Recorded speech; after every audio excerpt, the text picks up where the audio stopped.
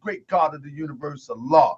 I give honor to his noble, illustrious prophet, noble Drew Ali.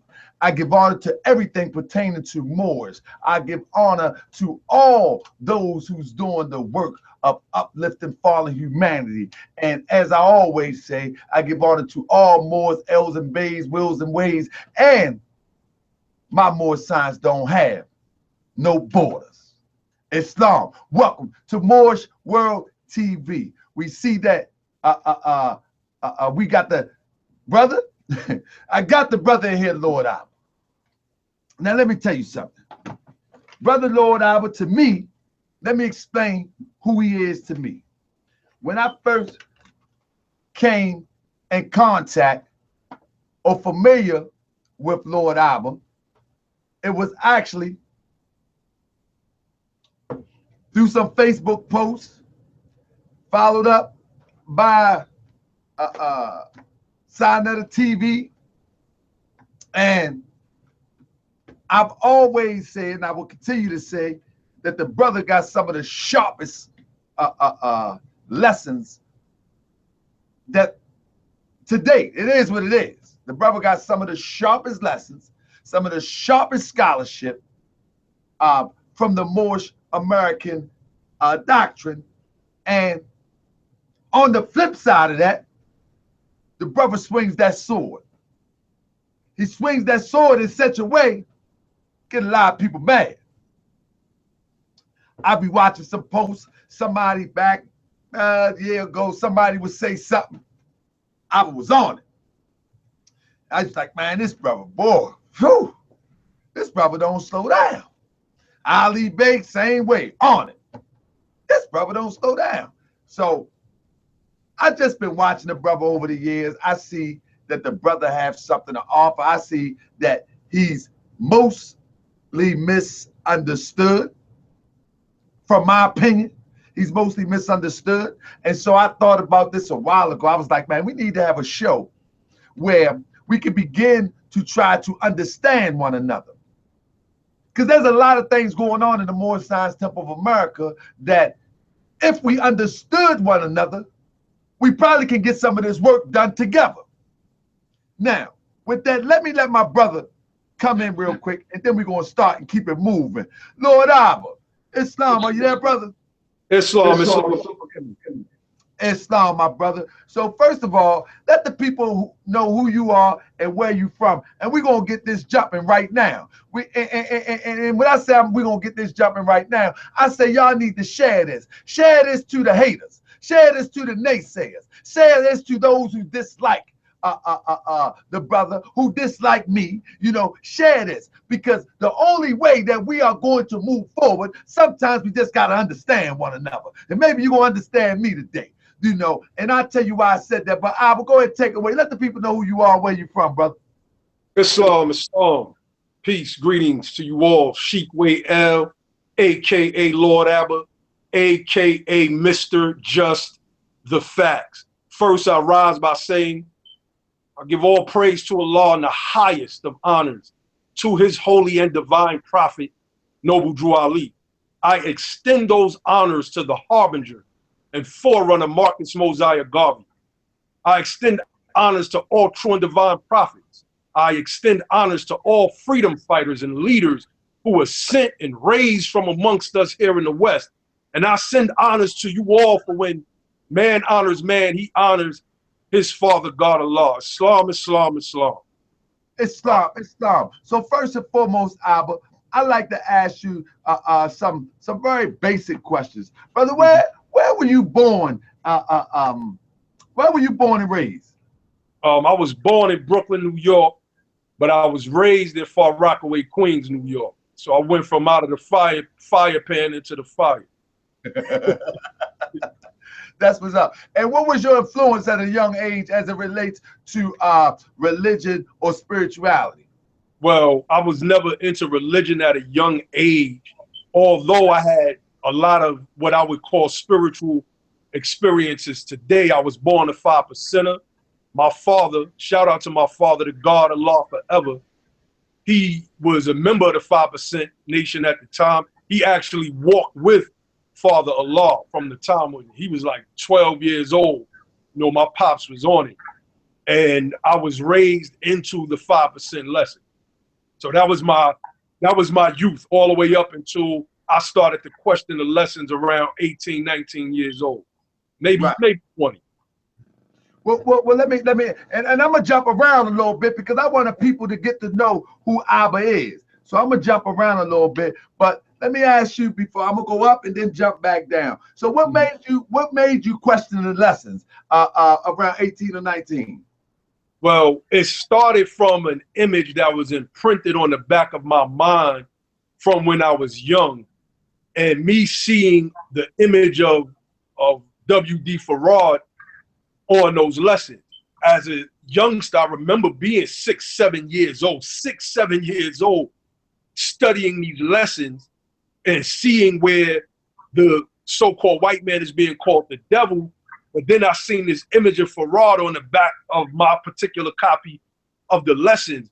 And there was something about that in my youth that rubbed me the wrong way. And I never could fully accept it, although I knew it was a part of, you know, my makeup, because that's what my father birthed me into. So when I got older, I began to question certain things. You know, the story about Farad coming and being the savior of our people, Allah, in the person of, and this is not, I hope nobody's not taking this as no shots. This is my personal experience. Let me just say that this is not no shot at anybody. This is an interview so we can understand our brother Lord Abba. There's a lot of things that go on in social media, a lot of things that go on in the Moorish paradigm, a lot of stuff that goes on where I think people need to understand one another, and this is a part of the brother's makeup. So carry on, brother. Definitely. And it was something wasn't meshing, you know, it wasn't meshing in my mind and in my heart. And, you know, the story of, what was Farad's father's name? I can't. I forget the guy, but I think he was from Arabia, right? Well, I mean, that's what they say. But the story is he went into the mountains and found him this European woman and cast 7 demons out of her, so that Alfonso, so that that's his name, so that he can, you know, copulate with this woman to produce a seed, because our people were so brainwashed into listening to the European that the only way we were going to accept lesson is if somebody came amongst us looking like one of them. So I began to question this, and I mean, I was in the middle of rallies about to get it in with a lot of elder 5%ers. My pops at the time was locked up. He came home around, what was that, 96, I think it was, 95, I believe it was, 94, 95. And, you know, I got reconnected because my father came home, and I wanted to build. I absorbed a lot of the wisdom that he had given me on the visits, and I wanted to show myself approved as well as a young 5%er. But I would go to the rallies and there was things that would rub me wrong. And even from that point, I started to pen new lessons because things wasn't right and exact. I could never get an answer. The birth date of Christianity being 551 years from the writing of the lessons, which took us back to, I believe, 1382 or 1383, was not right and exact. There was so many things that wasn't right and exact in the lessons that was never reconciled by any of the elders or any of the purported wise men that I moved on. And that's when I started to study Nuwapu. Oh, okay. So that was we might as well move on into Nuwapu. What drew you in to the Nuwapu Nation of Moors? I think that's what the name was at that time, wasn't it? Well, definitely. But at that time, it wasn't the Moorish aspect per se. My brother Raheem, we all went to Ohio back in the days to get money. You know how it is. You go out of town, get money. So we was in Columbus, Ohio.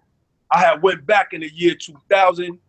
I was living in a shelter in New York with the fam. That's how it is in New York. You're trying to get your own, go hit that shelter up, go in there 6, 7 months, get that paper, get your crib. That's exactly what me and the fam did at the time. But during that time, I had went back out of state. And my brother Ra, he was into this Dr. York dude. And, you know, I would sit there and we would debate all night. And one night I came over, he put on some of Dr. York's tapes. And I mean, we sat up, man, so late. I can't even remember what time. And I just sat there and listened to him. And it was something that he was saying that was resonating within my DNA, even if I didn't agree with everything that he said. And my inner soul was telling me to move in that path. And that's exactly what I did. While in Nuwaubu, I had did some great things. I had did some great breakdowns. I wrote a paper on the science of the 7. Some of the Nuwaubians challenged me as a newcomer into the group. They said Doc did a breakdown of the 6, and I think in the 8. And the one brother said he did, no, the 9 and the 6. And the one brother said he did a breakdown of the 8. He said, I want it, being that you come from the 5% and you always drawing a 7 with the I want to see your breakdown of the 7. So I did a breakdown of the 7. And the brother called me back with a group of Nuwaubians, and he put it on speaker, and they just was all applauding. So, you know, my pen game was always sharp, because I write rhymes as well from the age of 6, and I was always into studying. Now, I want to dip back for one moment, because I also wrote a book called 120 Questions to ask the 5% Nation of Gods and Earth as well. That was very controversial at the time. But my first influence that made me want to become a leader was when my mother sat me down. Farrakhan was in New York. I believe the year was 82, 83, 84. And he was in New York. And that's when, you know, back in the days, you had the little black and white TV or the little color 13-inch you sat on the kitchen table while your mom sat there and prepared the greens in the Sunday dinner. And she called me specifically and made me sit there and watch. And I listened to this man speak. And I was so inspired. From 9, 10, 11 years old, I actually drew a picture of myself with the same type of MGT that he had standing next to him. And I looked at that picture and I said, this is what I want to be when I grow up, a leader for my people. So fast forward back to Nuwaubu, you know, I started questioning a lot of things in Nuwaubu, and a lot of things just wasn't adding up, just like in the 5%, because our lessons teach us what? That the wise man doubts often and changes his mind, and that the fool is obstinate. He doubts nothing. He knoweth all except his own ignorance. And so I would doubt certain things, and in my doubt, I would go and question. And I wasn't getting any answer. And during this same time, I start hearing about the Moorish movement. I asked my mother, did she know anything about the Moors? Because she was raised in she moved to New York when they was 13, but she was basically born and raised in South Carolina from her birth to the age of 13. And so she said, Moors. She said, wait a minute. Bessie, which is my grandmother, may Allah eternally bless her soul and make she rest in peace, used to tell us that we were Moors from South Carolina. My mother said, but I didn't know what she was talking about, so I never really paid it any attention. She said, I thought it was just another last name of ours. So at that time, I wasn't into the MST of A, but yeah, now you start hearing about the Nuwaubian Nation, the Moors, but Doc is locked up. That thing is fading. So I'm saying to myself, I need to see what this Moorish movement is about. And in doing so, I was doing battle with a lot of Moorish American Muslims. Brothers like Lasana Tunica El. Me and that brother used to do battle all the time in one of the Ning groups. Know Thyself, I believe, was the name of that group. And the fact of the matter is, I couldn't get no answers from the Moorish American Muslim members of the MSTFA either, about Canaan, about Moab, etc., etc. So being that I couldn't get the answers from them on this particular aspect of that doctrine, I chose to shun it. being a 5%er, and then being a Nuwapian, where Dr. York taught against Moab and taught against Canaan, etc., etc. So this led me into sovereignty. Child support hit. I thought that was very unfair that I go out to work and they chop half of my check. And I sought something to remedy this situation. And this is how I got involved in the Moorish movement, trying to beat child support, which is the way most people get into this movement. They're trying to beat something that's legal, and they're trying to beat it the wrong way. So one night, I said, no, I'll get to that. I got up with a group called Merakush, Brandon and Cornell, AKA Cheyenne and Elamir. And I'm gonna get to them later as well. So I was filing a lawsuit against the sheriff out here in Athens, Georgia, because the sheriff had violated. He just busted in the crib and grabbed me from a warrant trying to demonstrate this Moorish sovereignty stuff. So, I was successful. I got my case dismissed.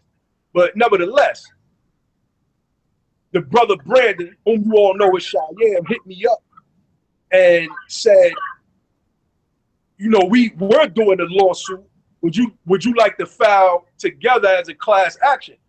I said, man, no doubt, because me and that brother have been through battle. In that movie, The Matrix, where in part 2, when Neo fights Seraph before he goes to meet the Oracle, and the Seraph says, you never truly know someone until you fight them.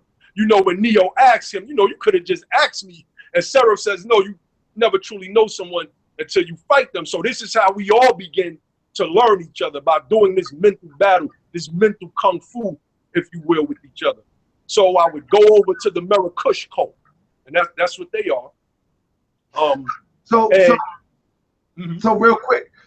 So the Merakush demonstration, they are organized just like any religious organization, or is it like fraternity? What exactly is that, just for the information purposes for the people?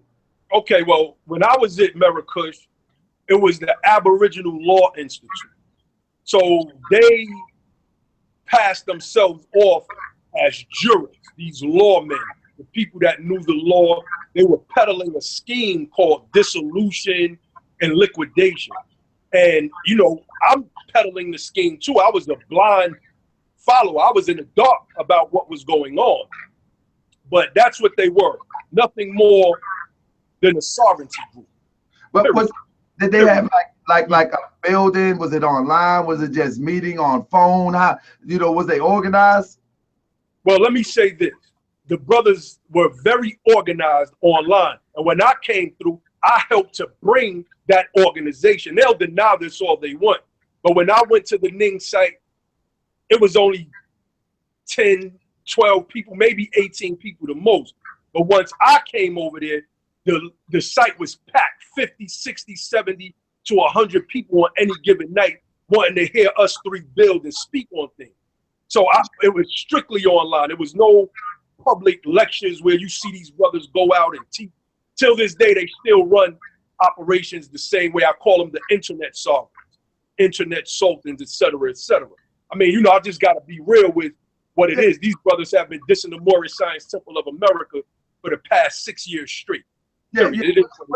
Well, that's your experience, and that's what I want the people to know. If people are not familiar with Merakush, I want them to be familiar with your journey, to know who you are. So you have to see what they stood for, just like you said, what your conflict was with 5% conflict was with Doc, and you moved to Merakush, and then we'll get towards the Moors. But carry on, brother. Yeah, so one of the brother Cornell, Elamir, he got locked up. I was like, you were sovereign. You were in a trap house, living in you know what I'm saying? Like, I'm not trying to diss nobody. I'm just showing people that sovereignty stuff is just full of fluff. And so everything that we tried worked. And the brother Snow Bay, he was there. We called him Osak at the time. He was right there with her. And, hopefully we'll get into a little bit of my MST of A stuff later as well. because I just want to open up and be real. And if you feel that you need to stop me at any moment, please do. But I'm here. I'm here to open up. I'm here to open up. So no. Carry on, brother. Carry on. You good, brother? You know, Osai, I had put together the writs because I analyzed the Moors in Court video that people were. They thought these brothers really did something to, you know, to see these brothers standing in the court and challenging and battling these judges was a big thing.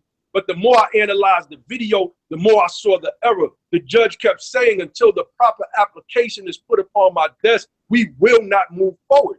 And she kept scheduling them new court dates, and they kept arguing, they kept battling. But at the end of the day, it was getting them nowhere at all. And they lost that case. That's why the brother did a year in jail. People don't know that. They still have that video up as if it's a great thing, and it's not. So what I did was I went and studied courtroom law procedure, because this is what the judge was being so fair to these brothers. It was like she respected them for what they were doing, and she was trying to give them a proper way to do battle with them. That was my interpretation from what I saw. And it reminded me of when it says, Mary said, have you seen my son? About yay high, 12 years old. Yes, he's in the temple disputing with the doctors of the law. But that aspect came later. Now, we tried everything. When I threw those writs together, Brother Snow Bay took those writs in, and things started to move a little bit. But it wasn't working. And that's when I decided that we needed to move what we were doing into a religious aspect. So we called ourselves the Marrakesh Caliphates of America or something. I can't really remember. It was so many different name changes, but that's what happens when you're scheming and scamming people. You got to keep changing up the name of your organization. We've seen the same thing with Ali Muhammad. So I said, I'm going to get into the religious side of this thing. And I sat up one night searching for Noble Drew Ali online. There was a website. It was like right after I found that website, the very next day it was off. That's how I knew it was meant for me to find it. And I found the prophet's own sayings in prophecy. And it was at that point I came to the conclusion that this man was as great or greater than Elijah Muhammad and Malachi York. And I said, wait a minute, I got to get deeper into Noble Drew Ali. I'm going to reveal some things. I'm opening up here. So come on with it. I got the Moorish Quran, Brother Snow Bay. We was building on Skype. Like I said, we were very well organized, very, very well organized. We had an inbox on Skype. So I was reading the Moorish Quran online, and it took me 3 days to read it. I never had allergies a day in my life. I was suffering from a condition called apnoea. Since I moved down here in the South, I couldn't breathe through my nose. I'm like, I've never had allergies. I've had that God complex. I don't get allergies. Y'all humans are weak. Y'all mortals. I used to be in New York popping slick. You know, I get down here, Mother Nature said, nah, we the power. So I get allergies. So one brother said, I know what you need. You need a blunt. One of the brothers from Marrakesh, he lived about 2 hours away. I was like, man, I don't smoke. And I refused to go at the doctor. At that time, I was on my super conspiracy theorist stuff. So the brother, his brother, Brother Sharu, his brother and his female at the time, drove all the way out here to Athens and brought me a blunt. And I was like, it just sat there, but I couldn't breathe.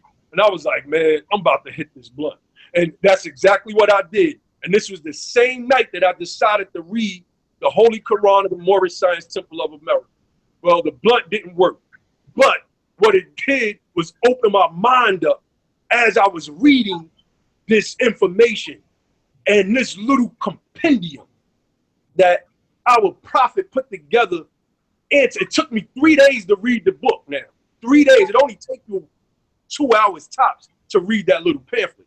3 days it took me, because every time I would read certain verses that would ring with me, I would get up and pace around my living room and think about questions that I had, not only about life, but about myself. And this little pamphlet answered those questions for me. And my path began. So we were in the inbox on Skype. And what year was this, brother? What year was this? 2005. Okay, we in 2005. Okay. No. 2008, 2007 or 2008, I believe.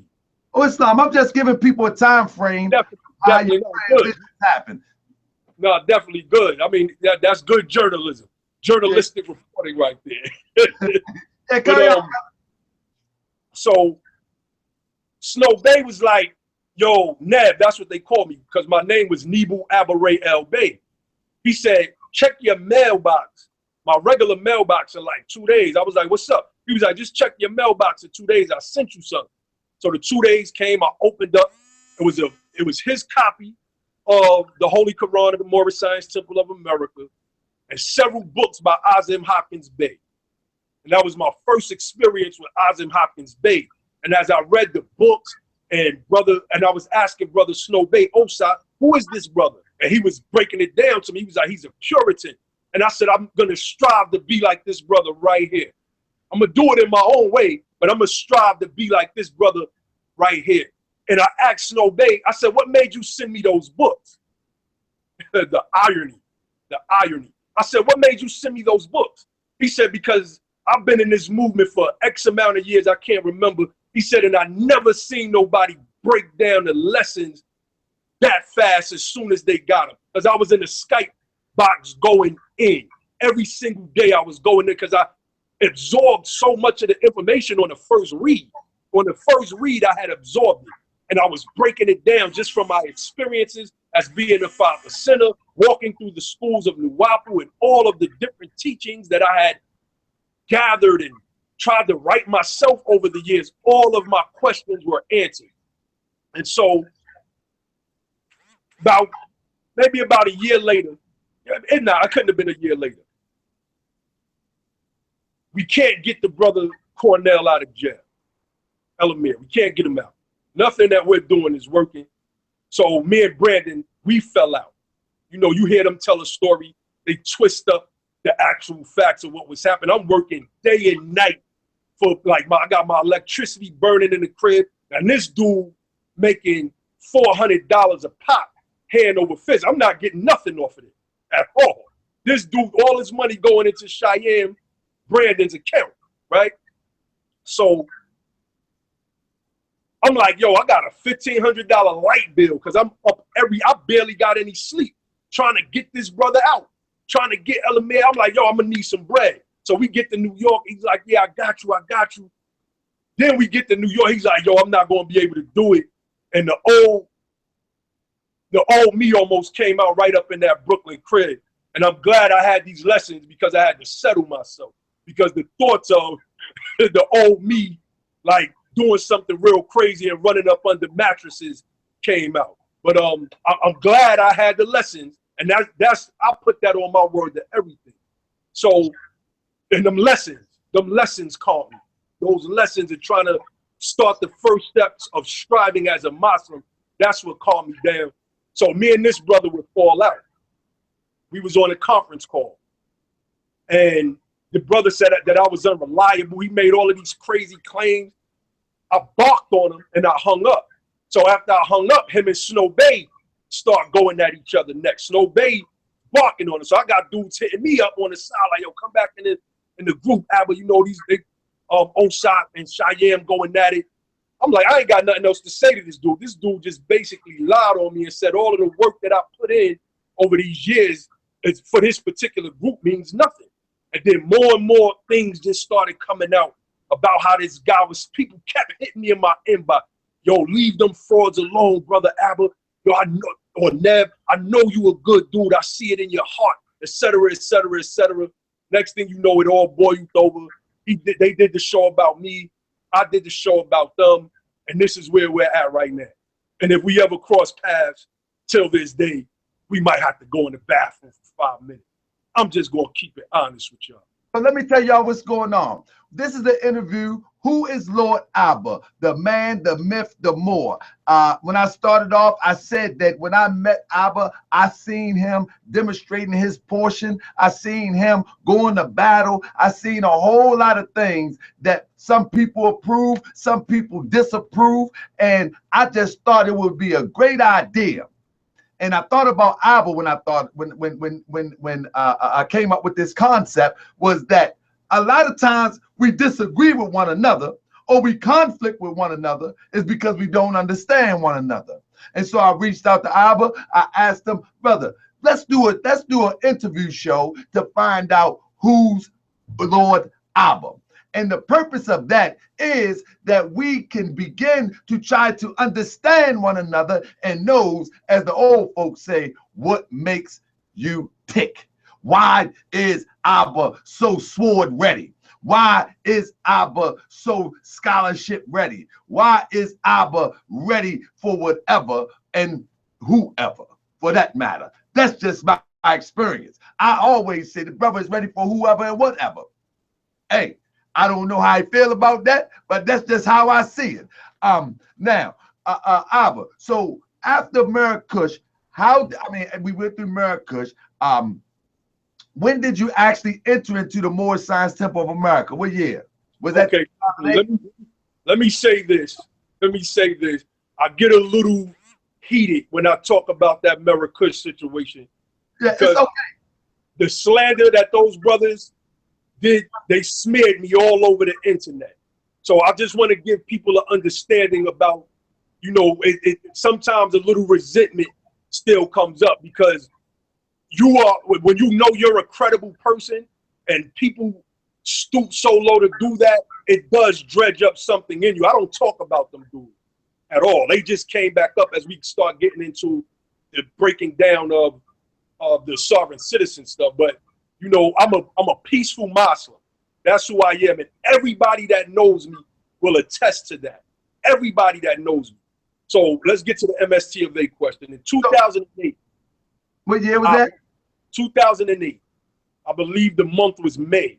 I proclaimed my nationality in Temple 19 under Harura Nisiel. Uh-huh. Now, I might as well get into this particular aspect of it. Once I proclaimed my nationality, I went with another brother named Sharu. He went over with Marrakesh. We was cool for a minute until he went over there with Marrakesh. And we met up there. So I got my nationality card that day. I listened to the teachings. I still have some of that Nuwapian in me. I kind of wanted to do a little debate. And I probably would have got cleaned up using that Nuwapian stuff. But the reason, like, people ask the question, they say, "Oh, that brother never paid dues." I mean, from what I know, from that point on, that temple had became defunct. Them brothers was out there, and I'm just gonna be honest, they were selling $100 nationality package. And I still got one of the emails, if I could get in my Yahoo account, where the brother Sharu emailed me all of that stuff. And I have more on one end saying that that's not what this movement was about. So I just left it alone like that. But as the years went on, I would reconnect with the brother. The brothers never reached out to me and said, you know, more, you need to pay dues, et cetera, and to remain in good standing with this temple. My understanding was, you know, it wasn't really nothing, no connection with me and these brothers anymore. But in 2012, you know, here is, you know, that in 2012 is where things kind of culminate. But I just kind of wanted to give you how I got into the Moorish Science Temple of America. What year did I become a member? So that was 2012? Well, 2008 is when I became a member. And you say let me recap real quick. So you became a member of Temple 19. You left Temple 19, and what's the temple you went to? No temple after that. Okay. So did you ever return back to Temple 19? Well, I returned back to Temple 19 when they would have events. I was trying to rekindle, you know, just rekindle things with these brothers. I brought a brother down from Chicago, my brother Mfumu.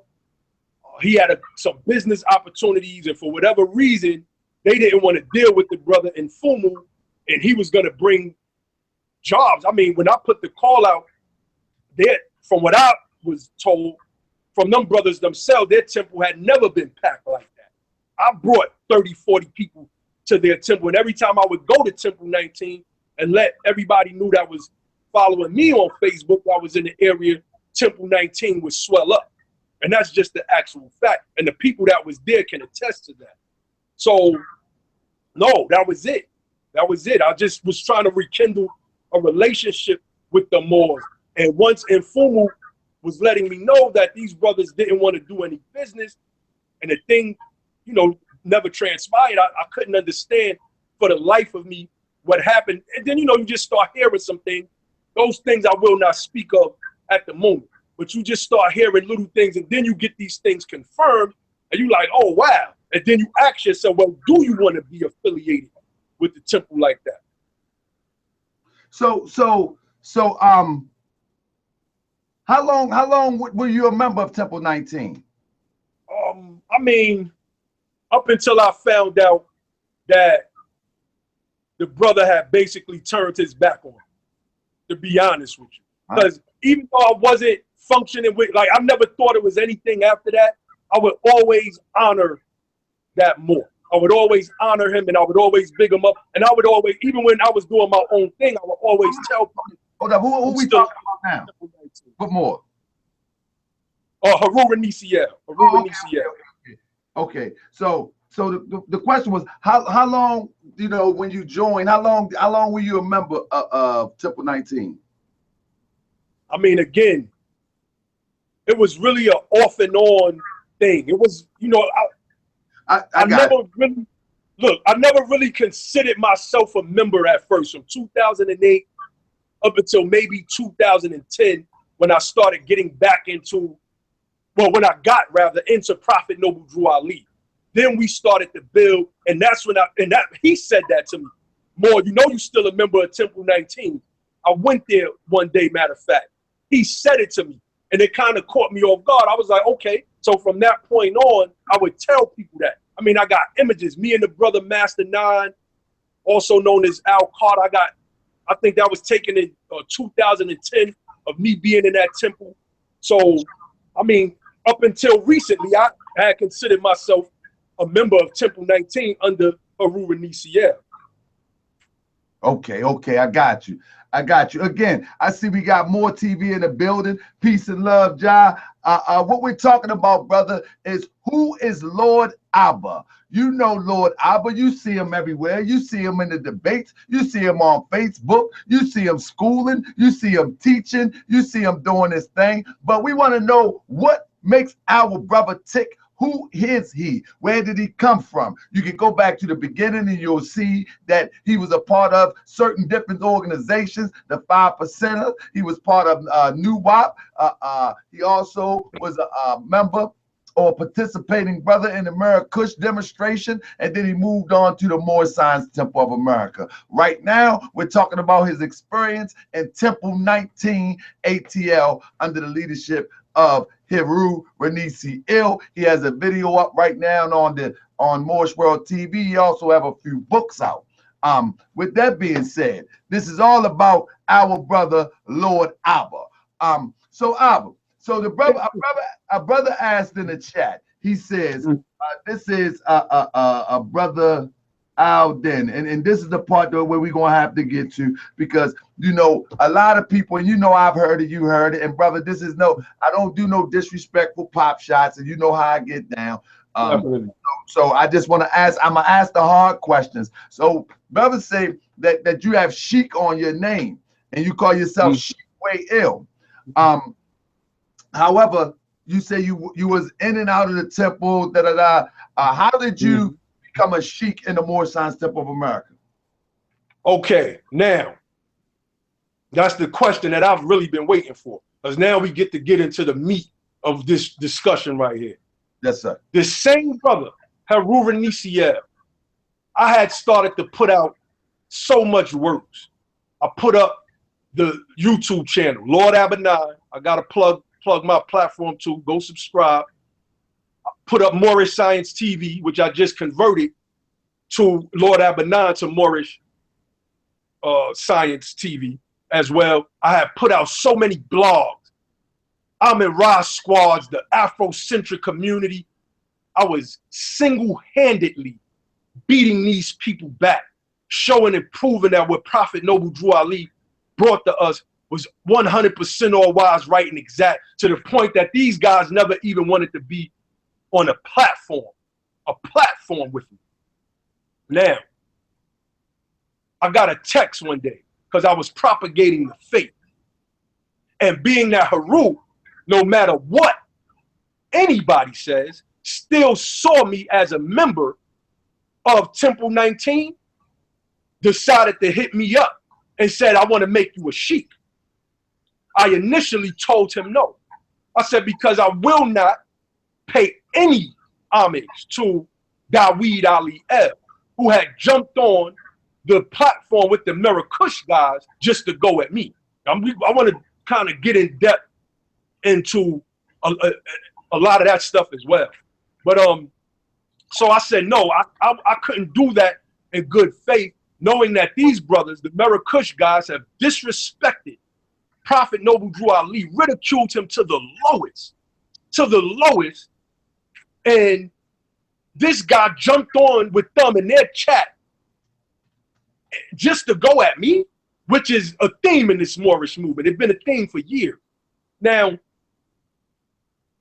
he sent me a text back, and I can't remember every word, but it was if my memory serves me correct, it was something along the lines of him understanding and them operating autonomously now. I said, okay, give me some time to think about it. I'm coming to Atlanta next week. I was building with some young Moors out of Atlanta. Brother Christopher Glasbay, a couple other brothers I was building with out there. I was just spreading the knowledge, trying to get something moving out there in Atlanta. And so I went to Haru Nisiel, and he gave me my sheikh credentials at that barbershop. He handed them to me in my hands. Now, the text let it be known that he wanted to make me a sheikh and divine minister. And I pray Allah that one day I could get my hands on those transcripts so the world could see. In the note on Facebook, I sent you the note for a reason, because I wanted you to see the credentials. I got them somewhere packed, stashed away in the crib with the rest of my useless papers, because it's useless to me now. And I'll get into that as well. So I was made a sheikh by Haru Nisiel. I was given the power to go out and form study groups and form temple. This is a fact that cannot be denied. So now, let's fast forward a little bit to where this fact becomes confirmed by one of the Sharif's men's members. I'm just going to call it how it is. Brother Lasana Tunica El. Before my debate with Ali Muhammad, this brother Sharif Bey just decides that he's going to flip on me in the inbox. Just flipped on me out the blue. You know you're not a real sheikh, etc., etc., etc. So Lasana Tunica El says, well, brother Sharif, because we're all in the inbox, we're trying to strategize against Ali Muhammad. If Way-El is not a real sheikh, then I'm not a real sheikh, because the same brother that gave him his credentials gave me mine. So what are you saying? So then he had to kind of backtrack a bit, because you can't say that I'm not a sheikh and then say that the brother that's in your crew is a sheikh and we receive our credentials from the same exact individual. And then from all of this, me and brother Sharif Bey, we started beefing. We get to Harlem.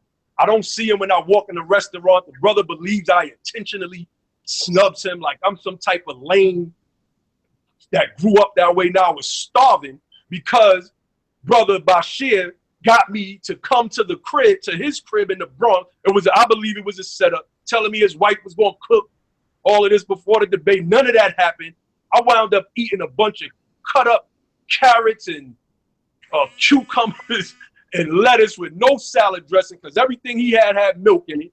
And I'm a vegan. So I'm like, I can't even eat none of this. So I ate a little bit of the salad. So as soon as we hit the juice bar on 125th Street, my eyes was trained on the menu. I seen nothing else but food. I was already hungry the day before. Didn't barely get any sleep, etc., etc., etc. So now we got this question brewing now about this sheikdom. So a group of Moors decided that they wanted me to become their grand sheik. They got tired of the games that was being played in their own grand bodies. Now let me ask you, these group of Moors, were they a part of a temple? Were they already organized? Several of these brothers were part of a temple. One of the brothers, Brother Gabriel, he had proclaimed his nationality through Temple 19 as well. I had a brother from out of Ohio. I had a brother from out of Chicago, and then now a more recent group of brothers. But I'm gonna get into that. So they said, we want you to become our supreme grand sheik. It's time to start a new fraction of this Moorish movement. None of these grand sheiks are stand-up guys. I had gotten the history on all of them. I wrote the book, Noble Drew Ali and the Moorish Science Temple of America, the movement that started it all. So it's a lot of stuff that didn't make that book. There's a lot of stuff that did not make that book at all. So before we go past that, let me catch you up on some of these questions real quick. Stop right there. The books that didn't make the question. We got 2 questions. Somebody say, what do your sash say? That's one question. Who say that? Let me see who said that. What do your sash say? Oh, you got that? Okay, I'm trying to make sure my battery. All right, cool. Can you see me? Yeah, I can see you. I see some. Okay, cool. My tag says Supreme Grand Sheik, and it was given to me by one of our members out of Atlanta. All right. And another question. A brother asked, did you go through the adapt chamber? Or were you just given your sheet papers at a barbershop? Okay, cool. That's an excellent question. I'm glad that was asked. Because now we get back into the topic. You know, what's on my sash is unimportant, to be honest with you. No disrespect to the brother in the chat room. But that was the issue. So when me and Sharif Bey was having our issues, and I mean, I just got to be honest and say to everybody out there, this brother been hating on me since I got in this. Before we get to that, brother, let's just answer the first question, brother. You know what I mean? Then we can move on to the hating, and I don't even really want to get. I gotta answer. I'm answering the question right now. I'm answering the question right now. I'm answering the question. So they started hitting up Haru. Now on the back channels, I'm building with Haru, and Haru is telling me, "Don't worry about those guys. Those guys are snakes." This is what Haru is relaying to me. So I'm like, okay, you know. So I'm like, all right. He made me a sheep, and this is all that mattered to me. And this was what he reinforced. This was what brothers like Lasana Tunica L had reinforced. So for me, that was all that I needed. And once they got on Brother Haru about making me a sheep, and I didn't get my sheep papers the right way, and he didn't go through the adapt chamber, then it became an issue with Haru. So I'm going to get into the question of the adapt everything, because it all comes from, it all starts from a point and extends to that point where I go through the chamber. So now, right, Haru starts to backtrack on me. Haru, and correction, Brother Gabriel proclaimed at Temple 21 under Gates Bay in the year 1999. Correction on that. He starts to all of a sudden backtrack on me. I start noticing posts on Facebook where people like Cujo is getting bigged up by this brother, the most disrespectful next to Rasadiel brother in this whole movement is getting bigged up by. I'm like, man, brother, don't call me, don't give me a shout out, don't give me a message or nothing. He's bigging up disrespectful more. So, you know, I kind of let this stuff wash over. Then I start hearing these rumors about, well, Sharif was the first one that said it. Haru said he never made you a full sheik. He only made you a temporary sheik. I'm like, come on, bro. That don't even, I thought, to be honest with you, I thought Sharif made that up. I just thought he made it up. So I paid no attention to that. I stayed doing what I was doing. The people that I was rotating with, they were fine with my station. And that issue of the adept chamber, they kept trying to find and stick me on something. The same way Prophet Jesus didn't go through the chambers of the Pharisees, Lord Abba didn't go through the chambers of the modern day Pharisees in this Moorish movement. And so they kept trying to stick with that. So it became an issue of forget the teaching. Forget everything this brother is doing. He wasn't made a sheik right. So now we get a phone call. When is this, man? Maybe January of last year.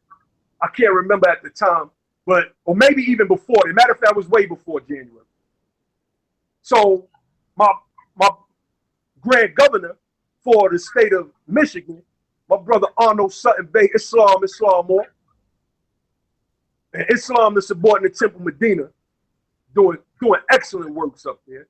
And he gets a call from some brothers that's telling him that Haru is saying that he never made me a sheik. I'm like, how?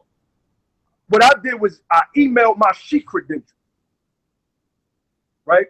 I emailed my sheik credentials. And I said, show them, brothers, that if Haru told them that this is a blatant lie, go show them this. So they showed the Moors in Michigan. So what these brothers did was got Haru on the phone. So Sutton Bay is on his phone. So I'm like, hold on. Why are we not on the phone together? Why is Haru on a separate phone and I'm on this phone? I said, Sutton Bay, get Haru's number so all three of us could be on the line. So Sutton Bay is trying to get Haru's number. Haru says he doesn't want to come to the phone because now you got to answer the question. Everybody trying to blame me and pass the fault off of this brother Haru, right? Because they don't like me, period. So we get Haru never gets on the line. He states that he's too busy. He's transitioning right now to call brother Sutton Bay's number. And so Sutton Bay like, huh? Okay, well, put your phone on speaker, Moore. The other Moore put his phone so I can hear him. So they're asking him the question. And to my utter shock and surprise, I hear this brother Haru Renisi L, Grand Sheik out of Temple 19 in Atlanta, Georgia, tell these brothers that he did not make me a sheik. This is what he told them. And that he only gave me temporary or probationary credentials. So that's when I did the note on Facebook exposing this hypocrisy. So everybody came at my neck while still honoring this brother for putting me in a position. And this is what the Moors were saying, that, that Moor set you up. That Moor set you up. So hold on. I'm getting to the adept chamber part. So okay. When I went to Detroit in February, my Moor, my brother Arnold Sutton Bay, and my brother Reginald Petit Bay, Moors that had rotated with many different grand bodies, gave me those rights and those rituals, and waiting for anybody to stand chest to chest to test me. Come grab my charm. Hey, bro. So you're saying that Haru gave you sheik papers, but somebody else gave you the ritual. That's a fact. That's a fact. More than this grand body. Right. I got you. But let me ask you a question, brother. And this is a serious question, and then we can move forward past this. Mm-hmm. Do you think it's fair to say, fair, being just, that the Prophet Noble Drew Ali had a particular system set up, and according to that system is how we get passage? Sound divided. I understand that, but I want to ask you a question real quick. Right. From your perspective and vantage point, do you believe that Haru did me wrong and did me dirty? Actually, I spoke with Brother Haru, and he did tell me that he made you a sheik. Oh, that's so funny. because I'm on the phone list, and again I could call my brothers. He I told could me pull them on the line that was what on the call. what I'm saying is, as recent as today, he told me that he made you a sheik. Okay, now hear me out real quick. I want you to get back to your question. So October 2015, I was at that temple. Me and a young lady that came down from Boston seeking greater light, we visited the temple. Now, this rumor had been going on. Brother Gabriel had been hitting me up like, yo, you know, it's Moors that keep telling me that they spoke to Haru, and Haru said he didn't make you a sheik. I'm like, I don't believe that. I said, why would Haru not hit me up? Why would he not hit me up personally and say that? Now I'm at your temple. I'm enjoying the temple festivities. This is October. I can't remember the date, on a holy day. Me and a sister in there, I came in, gave my little measure, and we building in the temple. We stood outside the temple in the freezing cold. It was freezing that October night. I mean, chilly. And we stood out there building for another 2 hours.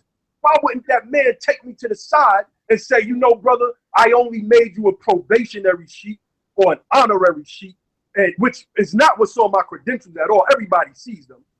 You know what I'm saying? As a man, as a Moor, as a Muslim. So don't try to put it on me and then try to pass it off on me as if I'm faking. I'm not faking. We decided that we was going to start a new grand body. It is what it is. And we're setting our council in order as we're speaking. We're doing great works in our communities as we speak. And we're going to keep moving forward regardless of what anybody. So let's get back to your question. I encourage brothers to do all the work that you can do in uplifting fallen humanity. But what I think is fair, it's only fair when we say that we are grand sheiks and we are supreme grand sheiks and all that. I think it's fair to say that the process has been laid down by the Prophet Noble Drew Ali, and the process, and that I think that's why you get a lot of stuff, because the process is so cloudy. That's fair. The process is so cloudy. You know, it is what it is. But brother, I just want the people to know who you is. And so now with that little portion right there, I think people can see your frustration.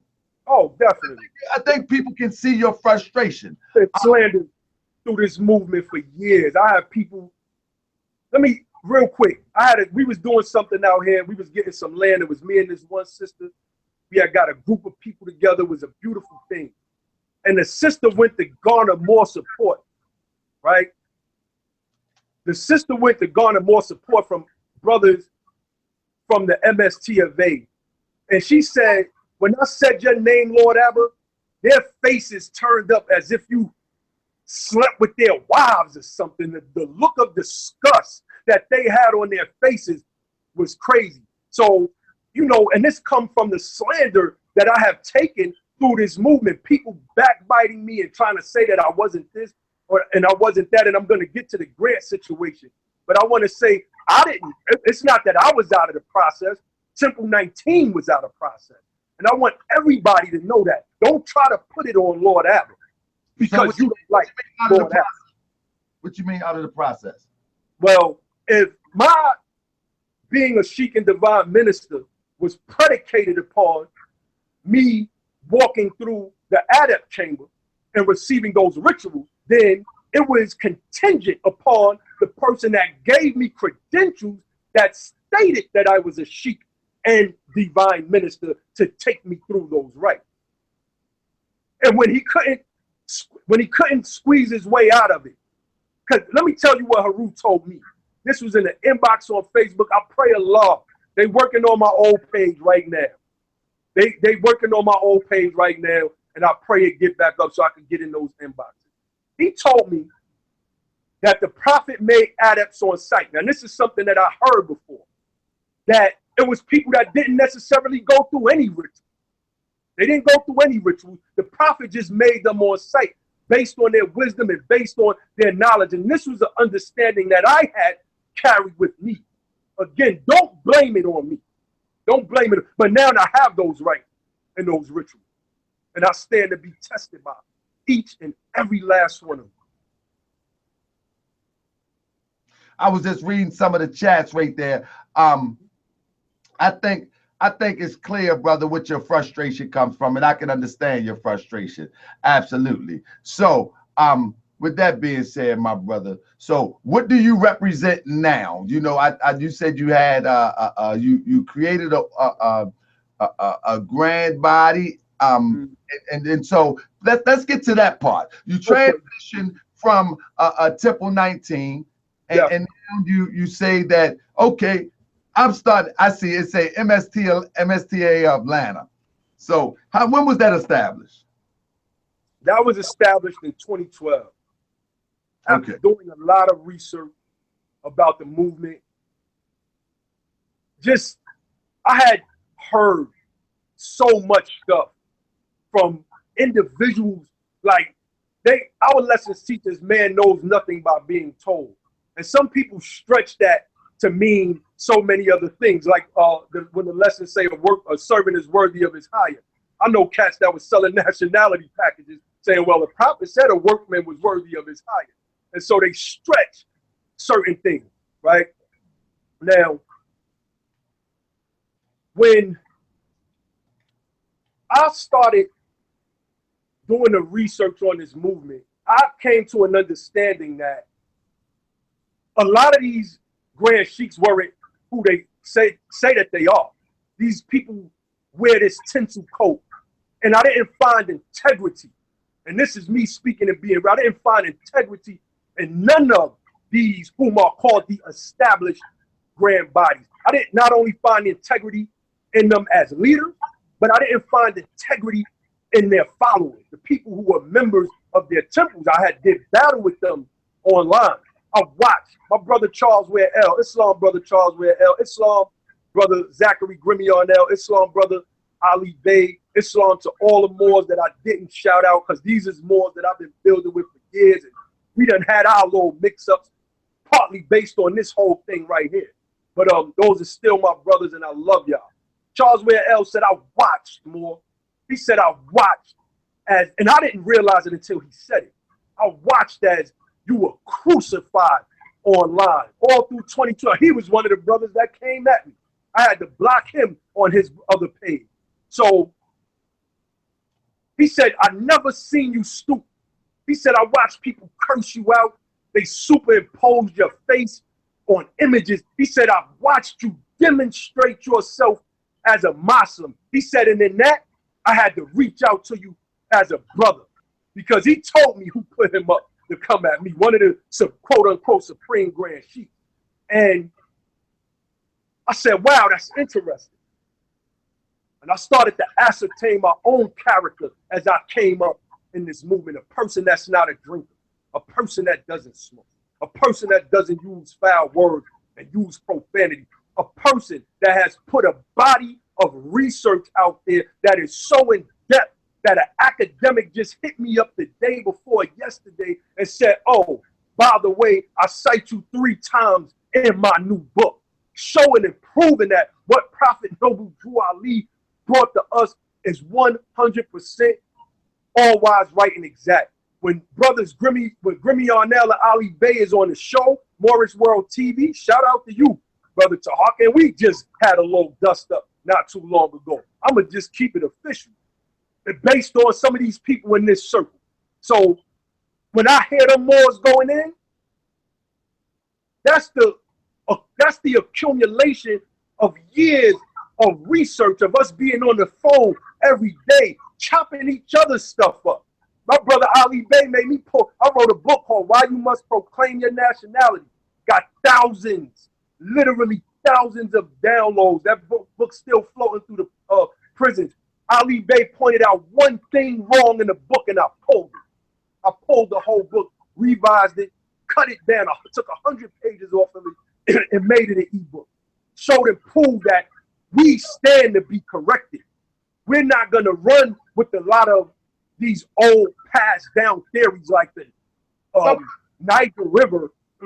Wait, real quick, more. This is why another reason why they hate me. I challenge the long-held notion that the United States of America is northwest of Mexico, that Prophet Noble Drew Ali is talking about, and that the Negro River that's in South America is the Niger River that's in West Africa. I challenge that stuff and show and prove that it is not 100% 100% all wise, right, and exact. That's my 5% coming out of me. Excuse me. I challenge that stuff and show and prove that this stuff is mythos, and that Prophet Noble Drew Ali did use 19 chapters from Levi Dowling's work, The Aquarian Gospel. The prophet wasn't speaking about. Abba. Let me tell you, I got some documentation, brother, that Levi Dowling actually got that from some monks in India, brother. Okay. I got the documentation, brother. He didn't get the Levi Dowling. What the prophet said was right and exact, that the monks of India, Africa, and Europe. I actually have some documents, and I'll email them to you, that the monks are telling the same story that Levi Dowling is telling way before Levi Dowling wrote the book. I actually got it, brother. Well, that may be the case. No, that's the case. The prophet is not getting up from Levi Dowling. Levi Dowling stole it from some monks. How he got a hold of it, I don't know. But he got we got a different history based on now. No, I'm going to show you facts. Okay, well, if you can pull that stuff up right now, that'd be great, because we can have this debate right now. And that's how I do my debate. I want you to tell your story. I'm going to tell your story, and I send it to you in the inbox. Okay, cool. But to let it be known, my research shows that it's about the lesson. It's about the lessons. It's not about the paper and the ink and who wrote what. The prophet said these lessons were held back from the Muslims from Palestine, Egypt, and India. So not the Levi Dowling, and Moors are afraid to say that, and it makes us look bad. It makes us look bad to say, brother, I got to tell you, the research just haven't caught up with the prophet. That's all. Research has. No. Very recently, Sister Dana Marnici just gave some critical research confirming beyond a shadow of a doubt about the people coming out the land of Canaan. A lot of research haven't caught up with the prophet yet, but I'm telling you that I got some scripture that shows that that the Akashic records is basically taken from somebody in the Far East. But carry on, brother. I don't teach that. I don't teach about Akashic records. I'm telling you facts. I see what it is. I see what it is. Verse verbatim is not a diss. It's not a slight on the prophet. These people were using our lessons. And the prophet said for the first time in ages, is now put back in your hands. Here you go. All rights and publishing of this pamphlet of 1927. So this is why they don't like you.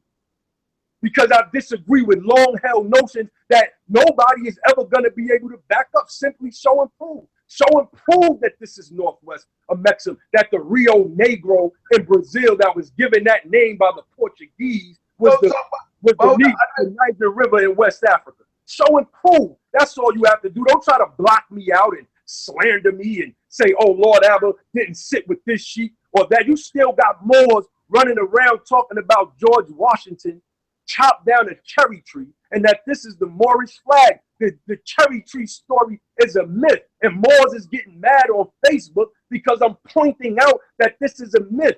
And how in the world can the Moorish flag, which is all red with the green 5-point star in the center, be hold on, more. Hold 1 second more.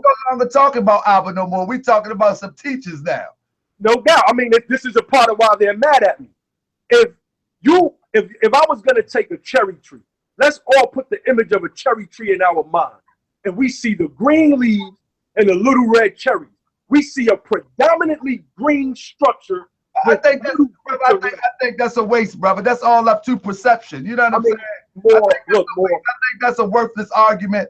I don't see that having to do. I understand why some people may be mad at you. I understand why you can be frustrated. I understand that. And I think doctrine conflict is always going to be. I think that's going to be. People have interpretations. Everybody want to be right. This is right. That is wrong. You know, I think knowing Abba, I think that's good that we touched on that. Don't get me wrong. I think it's good that we touched on it because I see how passionate you are about that. But in a nutshell, I want to talk about your movement that grew out of you leaving Temple 19. Definitely. But I'm going to say that Moors don't want to face the facts, and that's why another part of the reason why they don't like they'll never be able to prove that stuff. I study the art of argument. I study logical fallacies. I study ethos, pathos, logos, and I study the people that use them within these circles.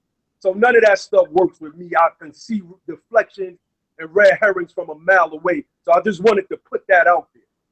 Now, what I'm doing right now is I'm growing right now. I took about a year hiatus off. I had a situation with my son in October 2nd, 2014. And a bunch of other personal things that happened rather. And I needed a break. I needed to calm and settle my mind. I needed to get some things in order within my own household, within my own family. I bounced back from certain things that the average man simply could not have bounced back from. And I did it strong and proud. And so the movement that has grown out of what we're doing is starting to take hold in my city. I'm about to start teaching classes in 2 weeks. I finally locked down the building. But I've been teaching class online for the past couple of years. And, you know, Moors tried to diss that. Oh, if you're not teaching in a temple with a structure and seats and people sitting there, then you're not really doing. This is some of that stuff that I heard from people like Sharif Bey. This is like real talk. I'm just going to be honest. This is stuff that he said to me personally. Like, for this reason and these reasons alone, these people, I mean, I don't understand. We can be moving together. I'm growing. I'm still building. I go, I meet people. I could be on a Greyhound. People stop me. Lord Abba, you have helped change my life. I'm walking through Atlanta. Me and Brother Gabriel last year on my way to Dallas, Texas to do a lecture. The brother looks up. I'm thinking I'm incognito with the baseball cap on, chilling, collar flipped up. Brother, your books and your lessons have helped to change my life. Oh my goodness, giving me love. Here, brother, take this painting for free. I'm like, nah, I could never take it for free. Here's whatever it's worth. I'm going to give you this. You know what I'm saying? People in prisons that my books are all over the prisons in the United States of America. I've conversed with the chaplains of many different prisons. Like, I am helping to change people's lives and change people's perspective about this movement. The book, You the God Man. The book, The Working Tools of the Mind. Like, these are some of the books that Moors are using to get themselves centered on their square. The book, The Movement That Started It All, showing the history of Prophet Noble Drew Ali.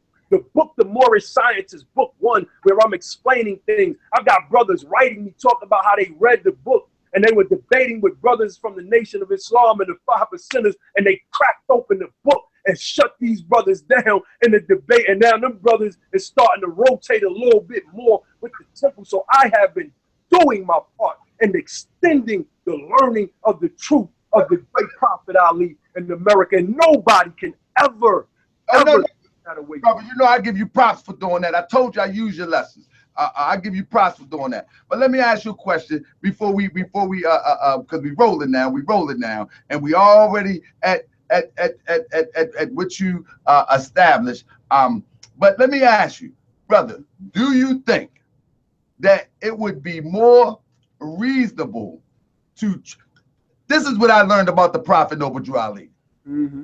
That in this system that we found ourselves being oppressed, being taken advantage of, that the Prophet Noble Drew Ali, he integrates us into this system for the purpose of reclaiming what's ours. Would you agree with me with that? Oh, definitely. That's a fact. Okay, definitely. So in universal practice, wouldn't you think it'd be more practical to maybe get into organizations and fix it from within? Well, I've heard that story before. No, I'm just because the prophet, what the prophet did was, it probably seemed impossible for us to pull off. But the prophet did it that way. So I'm saying, in imitating the prophet, wouldn't it be better to fix something within Now, I've heard people make that claim that you have to come within, right? This goes back to their premise that no matter what, they're not going to recognize me as a grand sheik. No. Forget what. Wait, hold on. It's not about what people recognize. No. That's why the question arises. Islam. That's why that question arises. Not from me. Okay, cool. That's fine. That's what I've heard that. Mine arises from the universal principle what's laid down by the prophet, which putting us into this government so we can reclaim what's ours. Definitely. And so if that works for the prophet, I'm just saying it has to work for us. Okay, definitely. One way it works for us to straighten up our problem within this government that oppressed us, and then don't work for another way to fix the movement with the prophet established. Definitely. Okay. Can I address? Yeah, come on, brother. Okay, now, again, I want to reiterate that question is asked by whomever is asking it because people don't want to recognize me as a grand sheik, and that's fine. So they say, why don't you come in and fix things from the inside? So it's like a conversation I had with Roger Brewington Bay, just another one of my haters from day one. It's just crazy how people prefer to be in a movement designed off of love that can hate so much. But anyway, we were having a phone conversation. He said, well, come in, brother, and you can fix it from within. I said, well, are you doing anything to fix it from within? And he relayed to me, if my memory serves me correct, that he was trying to fix things from within, that he proposed a measure 4 years prior, and that 4 years later, the measure finally got passed. I said, wow, it took you 4 years? I said, well, I don't know, brother. I'm going to take my time and analyze all of these. This is at that time, analyze all of these different grand bodies to see if they're worthy of me coming in to those, because I'm not seeing anything that I can say, all right, besides a brother like Hopkins Bey, that I can say from the grand sheik. But let me. The job is to fix the errors. I got it. Let me make my point. So the brother said, well, the lessons say, why need you wait? And I said, well, the lessons also state, fix not suddenly, because on that present choice determines that future happiness. I look at brothers that did go into grand body, that tried to fix things from the inside. Brother Zachary Grimion L, who is a frequent guest on your show. He tried to go into the Braswell Bay body and fix it from the inside. And the only thing that brother received was a bunch of malicious slander and hate. That's all he received. But so it's like, the prophet received that trying to fix things within this government, brother. That's no excuse. Come on, brother. We can't use that, brother. The prophet, the prophet suffered. Because you can't use that, brother. But I'm gonna, because I'm not going to put myself in a position to whereas I get with a group of Moors like Ali's men, Sharif's men, for instance, and these brothers' whole mission, their whole backdrop is that they don't like you. So every time you say something, these brothers are gonna come behind you and snicker. Brother, now, come on, Abba. Why are you so caught up on what people say about you, Abba? Stop. Because listen, listen, beloved. In the Moorish Temple of America, I'm telling you, including Azim Hopkins Bey, probably can tell you some stories when up against opposition. Brother Sharif, that you're talking about, probably can tell you stories. I can tell you tons of stories about opposition, brother. That's why people are just seeing me 6-7 months ago, because of opposition. So, brother, we can't, come on, man. Come on, Abba. People going to try to stop you. But come on. What the prophet did is what we must imitate, brother. Okay. And ascertaining, because every time I get to a certain point, I notice that you jump in, and that's understandable. You got to protect because you're using excuses, Abba. Come on, brother. If you want to talk about it, you can't. I just got to be honest with you. I don't rock with them guys. Okay, that's cool. I get that, brother. And I understand. Okay, now. Go ahead, brother. We don't have time to wait for nobody. See, I've heard stories from elders in your grand body. I ain't going to call names at this juncture, that told me when they was in specific grand bodies, like the ink, that they went and burned confidential records, that they were tasked with going to find, I'm waiting for the cutoff, tasked with going to find these records and burn to show it that would have shown and proved that that wasn't the prophet's grand body. I heard about Supreme Grand Sheiks who But what were. that got to do? No, Islam, more. What did that got to do with you doing the work with the form that the prophet did, brother? Islam. Let me continue, beloved.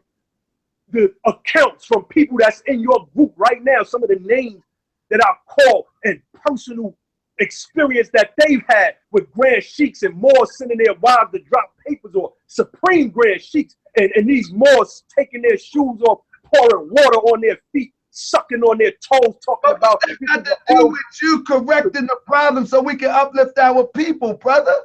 Okay, I've told you that already.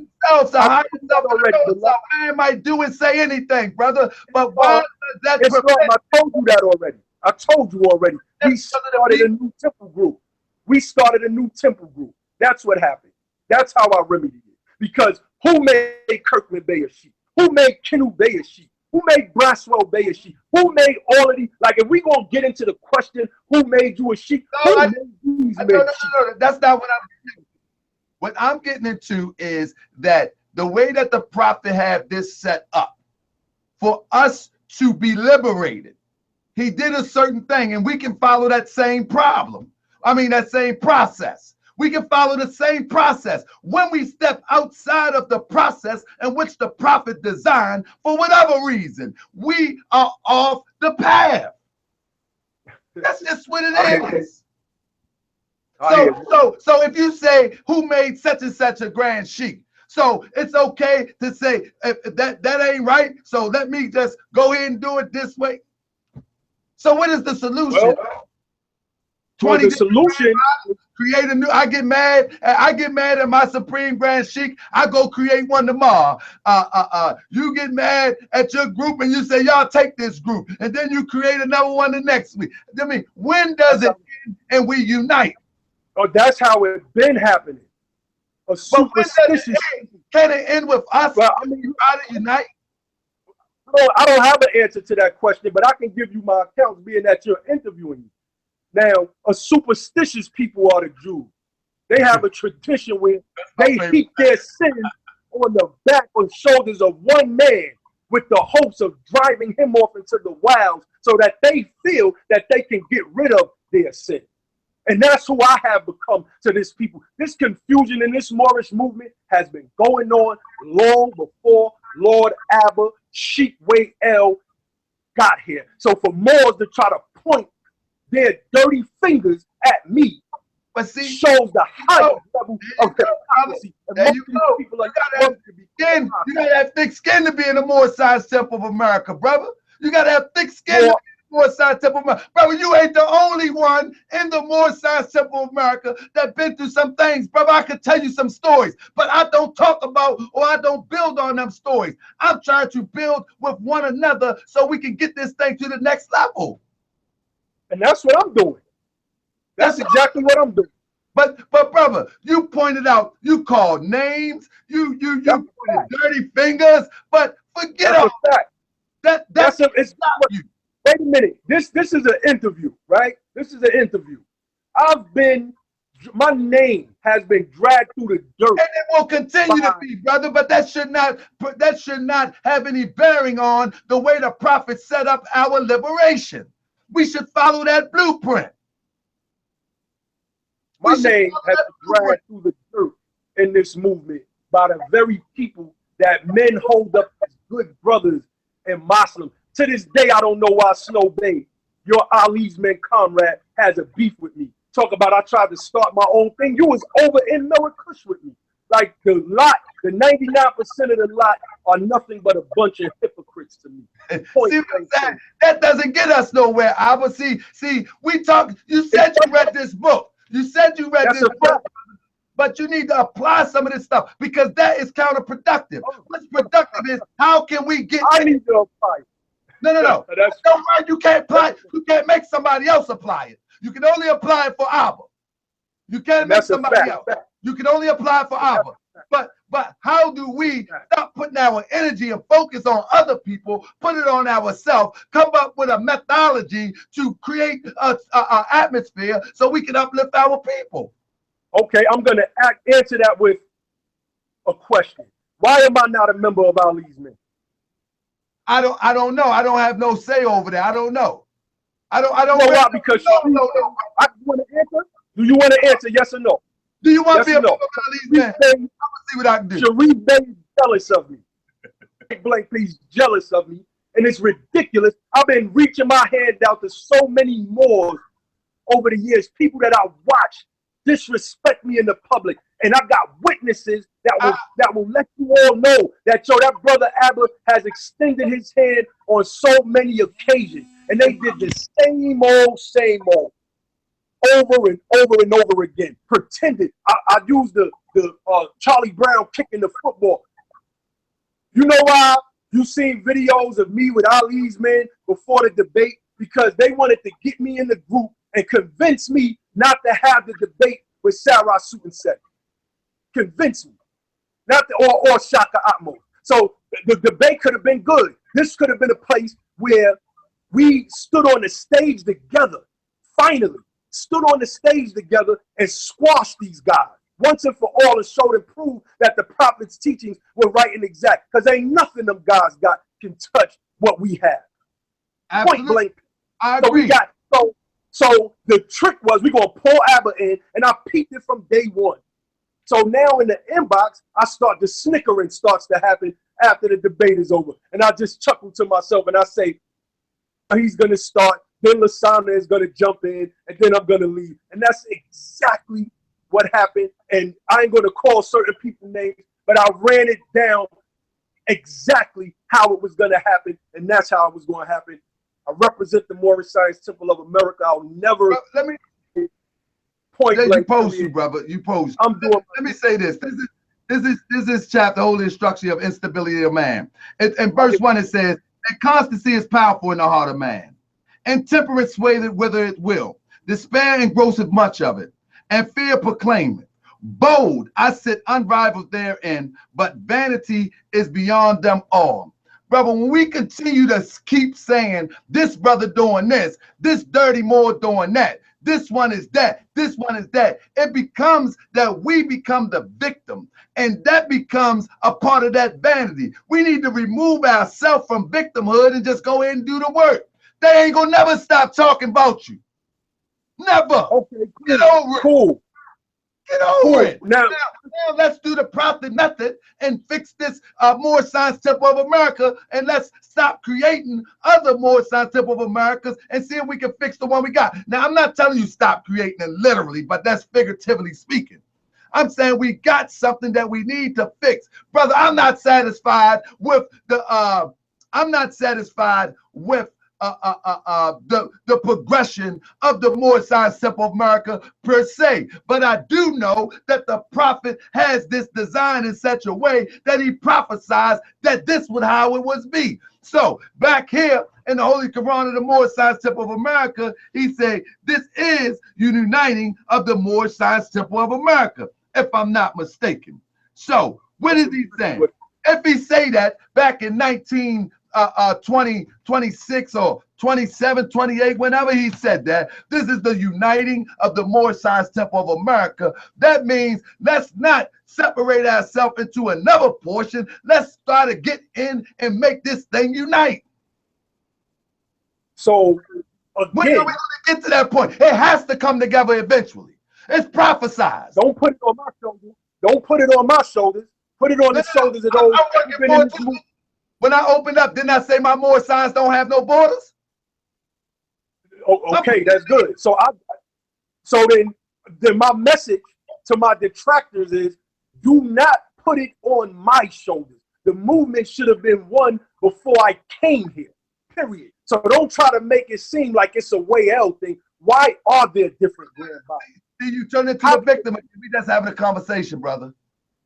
How can a sheik say the sheiks from this body, but we recognize the sheiks from this body?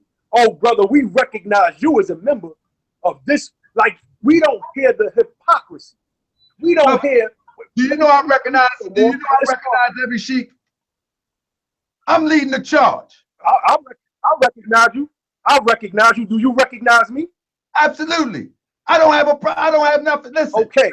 Listen. Let me explain something to you. Let me explain something to you about me.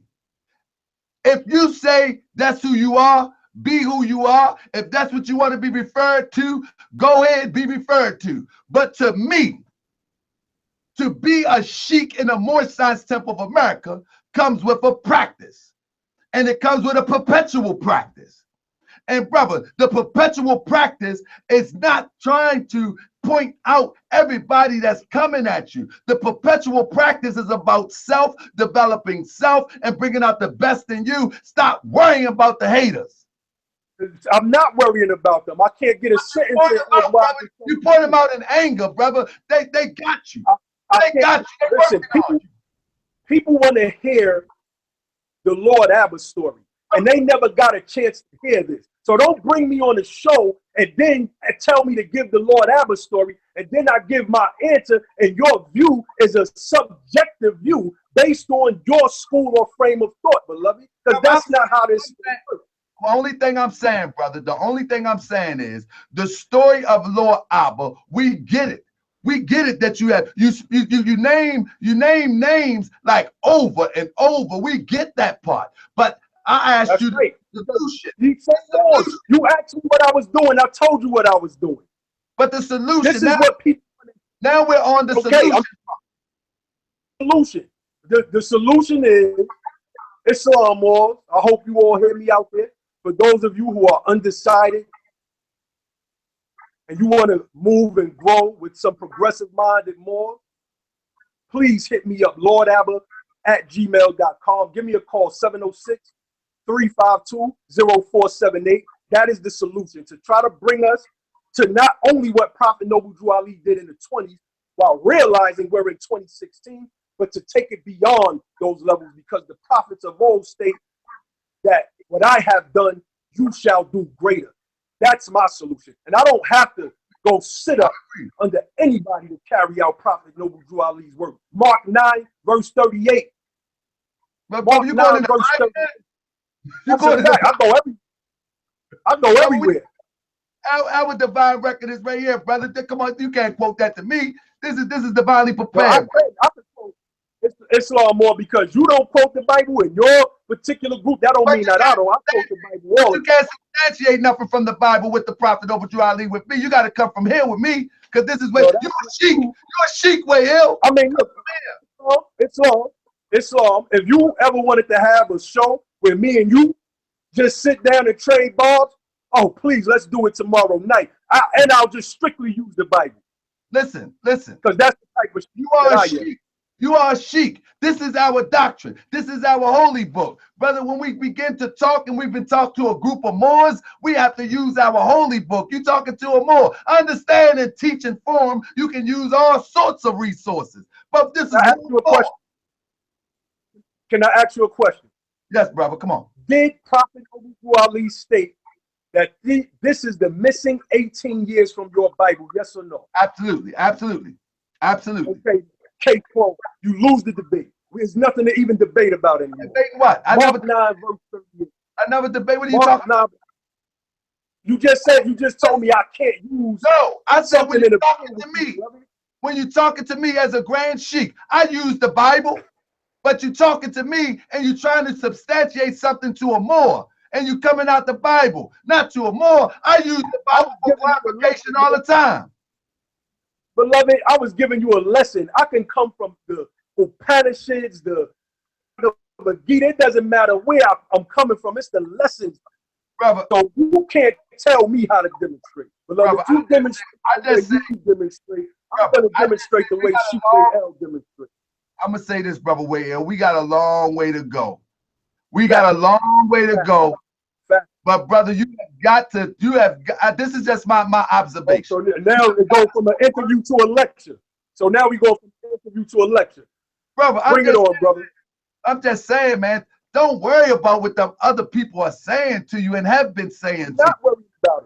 I'm not worrying about it, beloved. I'm doing my job. If people wanted to know what happened, why things never grew, how are you going to grow? Brewington Bay. Listen to me. Hear me out. This is important, more. I was about to get a $2 million, 2 grants, totaling $2 million out here for our temple in Athens, Georgia, right? $2 million. This brother Brewington Bay found out the sister in California that was working on the grant with me. I live in a city. It is an impoverished city. That's why you see the images and the videos and the pictures of us out there feeding the homeless and doing coat drives, etc., etc. Children are suffering from poverty in my city. This brother went and bragged. I stopped Way-El from getting the grant. You think the grant was for my own personal gain? The grant was for me to go and uplift the people in my city. So don't tell me more that I need to not say this or not. No, people need to hear. You're still talking about the people, though. You are still talking about other people against Way-El. So when people ask me the question, why hasn't a lot of stuff come from your end? How can you get things done where everybody, oh, brother, I see you as a strong brother, and this brother over here, I think y'all two masterminds. And then I'm gonna talk to you, then I'm gonna go talk to this brother. I say, man, that brother, you know, he had kind of some disparaging remarks to say about you. And I'm bigging the same brother up. And he go talk like, no, this has to come out because this talking about other people. This movement is composed of rotten wood, and it's collapsing, point blank, period. And I represent. Let me tell you what I represent. I'm gonna open the lines, brother. I'm gonna open the lines up. Definitely open the line. You put a lot of other people, brother, and I study self, and I'm not worried about other people. That ain't my forte. My thing is what I can do to make. You worried about what Sarnetta put the other night and you responded. Don't do that more. Like Let me tell you what. He discredited our prophet. And he's outside of the Moorish Temple of America. He has no clue. The twins misrepresented and misquoted the prophet. So of course, that's my job. That's your job to say something. But to say somebody is against me personally, I could care less. I'm not taking this thing personal. Peace and love, family. Welcome to Moorish World TV. We got the brother Way-El on the screen. Who I'm speaking with? Where you calling from, family? I'm calling from Chicago, Illinois. All right. Who we speaking with, brother? This is Brother Taz Groville. Okay, my brother. Hold on. Can you hear him, brother Way-El? Yeah, Islam. Islam. Come on, brother. Islam. I just want to let the brothers know that we love him. He prays that he can see a way to find some forgiveness and mercy in his heart and his dealings and that he has stand into, and not let that harden his heart.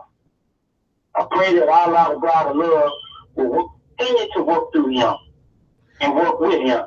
That's it. That's all. Peace and love. Peace and love. And I definitely agree with you because I can feel the brother anger. I can feel the brother disappointment. I can feel the brother pain. But we have to move forward and past that, man. Like, man, I was going to work together whether we sit up here and go back and forth or not. The brother just sent me a demonstration that can help me get this school together. Islam, hold on one moment, family. So we're going to work together whether we disagree or not. I just think that we need to work towards turn your TV down, family. I think that we need to work towards resolution, as the prophet teaches us. Resolution. And resolution do not require for us to continue worry about these outside forces, whether it's your brother or anybody else. If resolution requires us to say, man, let me weave out this way and get this done. Let me get out this way and get that done. Peace and love, family. Welcome to Moorish World TV. We got Abba here. Who I'm speaking with, where you from? We don't want no slander. We don't want no name calling. We don't want no disrespect. If you want to ask the brother a question, please just ask a respectable question so we can move on and talk and get this information of who is Lord Abba. Peace and love. Come on in. Brother Way-El, who I am. Islam, Brother Way-El. Islam. Who is that? Nasir Bey. Nasir Al-Din Bey, right here in Atlanta. Nasir Al-Din Bey. Another hater. But come on, brother. Come on, let the brother come on, brother. I mean, more. These brothers been slandering me all over social media. Brother, get over it, though. Get over it, brother. Let's not Islam, call you Come on, been slandering me all over social media, boy. okay, Don't brother. tell me that is nothing. I don't even want to take a question from him. Next caller. Next call. Say it again, brother. I'm the one that went over there to Haru and talked to Haru, and he took out the card. I'm the one that helped expose the whole misunderstanding he dealt with, because I was building with the more I love at first. Right. I don't want this. You know what? I don't want this to turn into. So the only thing I want to say is this, man, with Lord Abba, man. The problem is it's a lot of more in this movement. And so my question is, how do we continually let people come in the movement and they come in and sit down for, let's say, 10, 20 minutes a year? And now they come in and they master teachers. That's the only issue that I ever had. I said, now, he just said now he's with Daily Ill, who's in a Set the Sheik, and he's learning from Daily Ill, and he's going through the chamber, cool. But before tonight, he never said he went through a chamber, and that was my only issue with him. If you're saying you ain't been through no chamber, brother, because, you know, like I know, it's certain things. You're saying you're a Supreme Grand Sheik and you ain't never been through no chamber. Because me, myself, and now, I'm one of the people that's been kicked out by some of these dirty Moors. I got 5 nationality cards. I've been through the Roswell Bay House. I got the Arnold card. I got the ink card. So I'm one of the Moors that's been through all the frustration. So I understand this frustration. Absolutely. The ways that the prophets got to set this up for us to work it. But brother, Lord Abba, if you set yourself up and you doing it right, then I respect that, brother. Outside of that, brother, you know what it is. It's not, my brother. Very respectful of you, brother. Very respectful of you, and I can appreciate that, because I don't want to I don't want it to be some drag down and da da da da. That's why I asked, peace and love, family, one moment. That's why I asked my brother Lord Abba to hold his composure and let's not call names, because all those lower vibrations bring forth a lot of more confusion. Those things is water under the bridge. Now we got to get to building. But one moment, who I'm speaking with? Who we got online? They must have hung up. Call back. It's on, family. Yeah. Welcome to TV. Hold on, Abba. Somebody might got a question for you. Peace and love, family. Who I'm speaking with? Negro Science. Negro Science, how's it doing, brother? Talk to me, my brother. Peace and love. Long time no see. Where you been at? Moorish language, and I'm about to put out for everybody. That's about it. You been hiding? You been hiding, Negro Science? No, I really been working. Peace and love, my brother. Talk to me. What's going on? We got Lord Abba here. Well, that's crazy. I'd like to say, I used to look up the rap, wow, but when I got into this Moorish movement, it was called the Lord Abba. He had this presentation out there on why not to be black, and that's it's still in my head, and I show everybody that. But first off, I just want to say is why are you so angry and won't let another person talk?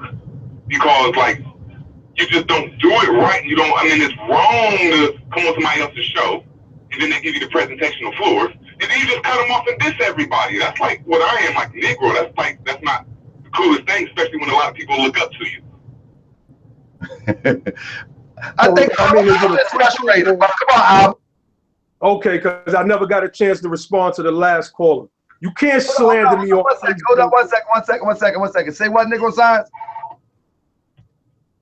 What you say, brother? Oh, I was just he's not me. He's not no more. He's a sheik. Yeah, and that's I think that's one of my problems right there. When I hear people pop shots and carry the title sheik, it kind of make me feel a certain way. The more in the temple, outside the temple, that's one thing. But to carry the title sheep, and that always rubbed me the wrong way. And there's nothing against Lord Abba. If I hear people called dirty Moors and they just trashy and they're no good, I just don't think that's good quality for a sheep. That's just me. That's just my opinion. It's not an opinion. It's he's too high of a standard to even act like me. I agree, brother. I agree. But maybe he'll hear you. You know what I mean? Sometimes we got to hold that tongue. That's what I'm trying to say. He's my pioneer. I tell you, man, I didn't use his lessons myself. So I got you. The brother sharp. The brother sharp, you know. But the prophet teaches us that, man, we got to open our mouth with prudence, man. We got to be calm, man, and listen with patience, man. You know. But with that, man, I appreciate you, Negro Signs. But what was the question that you initially asked, so he can address it? I love this show. Peace and love, my brother. I appreciate you, my brother, and I hope you went to the GoFundMe. Where you from? Negro Signs?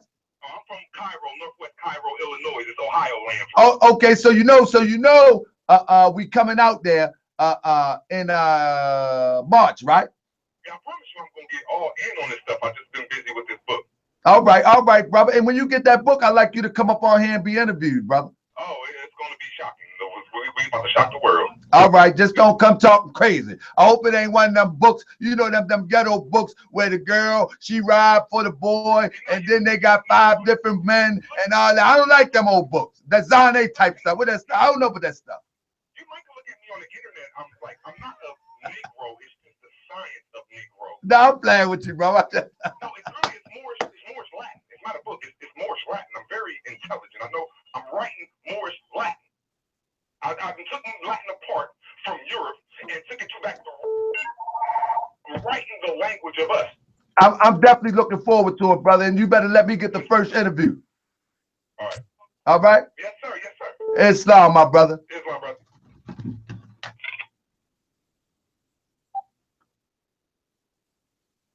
Islam, who I'm speaking with? This chat with Taylor Hill calling out of Dallas, Texas. Man, is that the Lone Star?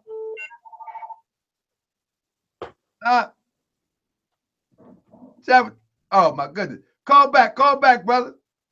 I made a mistake, hung up. Islam, you there, brother? Who I'm speaking with? Yes, peace and love, peace and love. Who I'm speaking with? Just us. Oh, just us. How you doing, my brother? Chadwick Taylor Hill, I want you to call back in, my brother. After this call, that Chadwick Taylor Hill call in. Just us. How you doing, my brother? Glad to see you on watching the program. You got any questions or any comments? Yeah, brother. First of all, I have to say, you know, I'm enjoying what you're doing. You know, you definitely at this pretty much every day I'm seeing. And a lot of people don't understand that it does take a lot of dedication, strength, and willpower to do this type of work. So definitely want to give you some props and I bless you and continue and push it forward. Now, as far as the show that I'm seeing, I've noticed that you kept repeating yourself repetitively as far as getting an answer from the brother. And I definitely want the answer too. And it's sincerity really want it. Not just to say, I'm saying something, but you asked a very critical question, and I love what you said, and I appreciate you kept pressing on, but the brother never really answered. So I'm going to ask myself, I would love to know, what is to move forward? What do you move forward with? I understand all the slander. Brother, I'm not being, you know, I'm not being insensitive to what you're going through. I'm not being insensitive to how the people treated you. But what I really want to know, me being as your people, part of you, you know, we are family. What is the solution? I need to know that, brother. What is that solution where we all can hold on to as a family and move forward? Not just the slandering who have done stuff to you. I'm not insensitive to that. But I need to know that solution to move forward, please. That's what we want to know. It's no peace and love, just us, brother. And I look forward to having you on the show. And I'll be coming on your show real soon again for whatever topic you got, brother. Yes, brother. Please get that answer. All right. So, Ab, I think he's getting to what I was getting to. I understand the problems that you have encountered, brother. I encountered way more problems than that, brother. I've been around since 1990. But I done seen some stuff. I done been through some houses. I done been through some doors. But I have resolved to say, man, I'm going to do what I can do to try to do what I think the prophet would expect of me to do. And if that's what you're doing, then that's good with you. But the brother did ask, what is the solution to getting past those angry or those those ill feelings and those whatever that makes you feel like I got to say something and move past that? What will it take? It's not one moment. Come on, Abba, real quick. Oh, because it was like the third call. I never got a chance to respond to the first caller. But someone was comment. Definitely. Unity, beloved. I mean, unity and forgiveness is what it's going to take to move forward. And I forgive all of those people. I forgive all of them because that's my nature. That's my heart. I'm not going to hold a grudge. It's Lord Abba. Y'all didn't want the intellectual. Hold up, Lord Abba. I ain't used to hearing you talking all professorial. But this is the Lord Abba y'all got tonight. The Lord Abba that was going to let it all loose and let it be known my obstacles in this movement. Point blank, period. Gotcha. I love you, brother. And I love you all. Towards me. I still love each and every last one of you. That's how you move forward. Point blank, period. But when you say that, can you say you can move forward and not continue to turn the dig the dead body up and move forward? I mean, they'll come at you. They're not going to stop. I'm going to move forward regardless. And there's so much that we could have gotten done together as a collective unit, period. But we still can't go. It's not too late. We still in the flesh. What I've noticed, beloved, is that people have drawn the line in the sand. And I'm not going to be Charlie Brown trying to keep going back to kick that football and Lucy keeps snatching it away. That's not going to be me, beloved. So I'm going to move forward and progress. There you go, my playing brother. the role of Lucy. I'm just not going to go kick their football. We got our own field over here with our own footballs, and we having a good time building this thing up. Well, I think you came off as being disgruntled, man, with the past, man, and that thing will tear you up if you ain't careful. But let me let this brother come in on the phone. Brother Chadwick, you there, my brother? Yeah, Islam. Islam, peace and love, family. Tell the people where you from again, because you got away from me for a second. Islam. This brother Chadwick calling out of Dallas, Fort Worth. Islam to all the Moors. Islam to brother Abba, that's my brother. And I just wanted to call in to really speak on behalf of this brother, on behalf of this brother's defense, because when I came into the movement, I came into a group called the Moorish American National Republic, and those brothers teaching a lot of false things. I'm not coming on here to slander them. That's just the truth. That's just the truth. Nobody, but in those brothers, I didn't know Abba. I knew nothing of Abba. Those brothers called him my agent. He just hanging on there. They was making it like he was just the devil, right? And it's a lot. So this is one thing I just want to call to know. People have to know. They have slandered, not just that group. All of these groups have slandered their brother name down so low to when he's talking and it seems like he's being aggressive or he's mentioning names, he's really just trying to point out all the injustices that happen, because the same thing happened to me. The brother of the Moorish American National Republic done slandered my name. Even though I didn't become a big figure like Abba.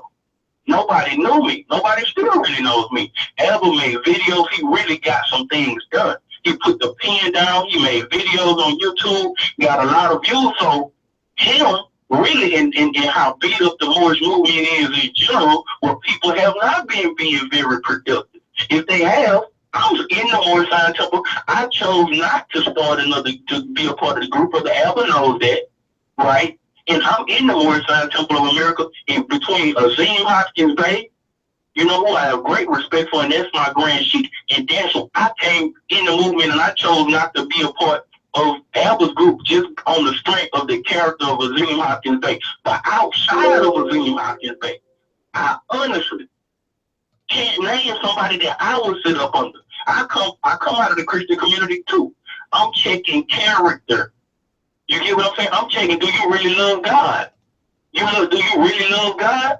So when I'm saying it, because it's something as hard as to come and let it be known that this brother's name has been slandered by all of these Moors and certain things that Moors have been teaching for years.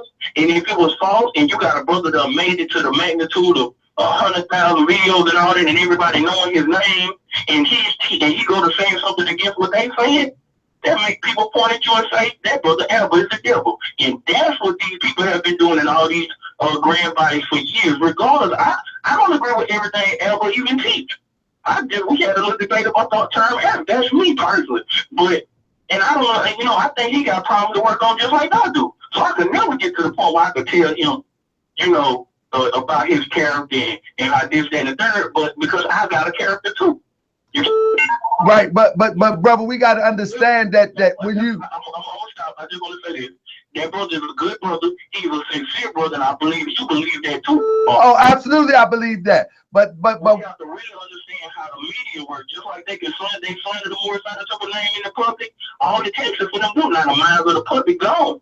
The same thing happened to that brother because of his success. With that, I say Islam and peace. Islam, brother, I agree with you. Peace and love. Go ahead, my brother. Yeah, I agree with the brother 1000%. The thing is that when we take on titles, regardless whether somebody give it to us or we adopt it, man, we have a responsibility. And that responsibility has to be consistent with who designed the title and what the title represents. And sometimes, man, we say things from a lower vibration, and we may be just trying to just clarify something, but hey, sometimes, man, we send the wrong message. That's all I'm saying. But with that, we had another caller coming in. We're gonna go for a few more minutes. Anything you want to add, brother Abba? I mean, I wanted to say what I needed to say tonight. I needed to get it off my chest first and foremost. I had this bottled up for a long time, and people took advantage of upstanding character and striving because they knew that I would not come out in the public and be this person right here. Although they tried to paint me as this person, I can't say anything. I could come on and say something good and then say, oh, I can't stand that brother's voice, etc., etc. I wanted to get it out. Was it from a low vibration? Of course, because if it wasn't, and this movement was operating the way that it was supposed to be operating, then I would sit at the back of the classroom as just a researcher and member of the one grand body of the Moorish Science Temple of America, never needing a title, just so long as my family is straight. So, what everybody else says, it doesn't bother me, Brother Tahaka, but I needed to address the 6 years of slander that has been on my name and the people who were doing it. And I didn't even get in deep. Yeah, I get what you're saying now. I get what you now I somewhat get what you're saying, but only the future will be able to tell if it's what I'm thinking is true. What I'm thinking is that, hold up, I didn't have this bottled up, and now I have a chance to let it out, to give my side of the story. Let me just let it all out, and you just let it flow. I get it, brother. No problem. I get it. Who is this on the line? Who are speaking with? Love. This is Sister Love Star. Yeah, sister, standing up. How you doing, sister? How you doing? Where you calling from? South Carolina. South Carolina in the building. So, sister, what's going on? What you got? You got something you want to talk about, or you want a question for Brother Lord Abba? I want to make a comment and let you know that you're doing a marvelous job in the show on the platform. I just want to go, just say hey to everybody and just keep doing what you're doing. That's what I'm talking about. And sister, you can bet your bottom dollar, if I got anything to do with it, we're going to bring this thing together and we're going to go on tour together. We're going to be on a tour bus, on a Moorish American tour bus, teaching the Moorish Science Temple lessons in its purest form. And I'm going to be there too. How about that? All right. I'm going to be That's right. And I was gonna be there with one of the guys that he feel crossed him. They're gonna embrace it, everything. By the end of the year, we going on tour. Everybody going. That's what I'm talking about. That's what I'm talking about. But I just want to tell you, you know, keep up the good work. I'm loving what you're doing, all right? All right, peace and love, sis. So Abba, anything else you want to add, my brother? Yeah, unity. So Hey, Abba, my stance is firm. So my question to you all that are listening out there, how do we move in unity? brother, I'm gonna tell you first. I believe that unity have to start with self. We have to unify ourself with self and understand that we control us and we can't control anybody else. But our actions in controlling us and propelling us and pushing us in the right direction will be effectuous. You know what I mean? As the old saying, it takes two to argue. You know what I mean? We ain't got to do all that. All I got to do is work on me. You know what I'm saying? Once I work on me, I'm going to work on those around me if they will allow me, and I try to affect them, and then we can build. And then we won't have time to go back and forth and reminisce about what has been done in the past. We just need to build. And I'm telling you, I got confidence that you're going to do exactly what you said according to the document that you sent me in my email. And when you begin to do that, people are going, you build it, they going to come. But the back and forth, that ain't doing nothing. That ain't doing nothing but causing a bunch of more heartache, pain, and slowing us down. But I tell you what, build that school that you talking about and watch what happens. Huh. And that's the same, and that's my premise. I've been through a lot of stuff. So I say, you know what? I'm gonna build with those that'll build with me. I'm not arguing with those who want to argue with me. Unless it's in defense of the Now I'll fight you. I would think that me building my own self up would be enough for people to see.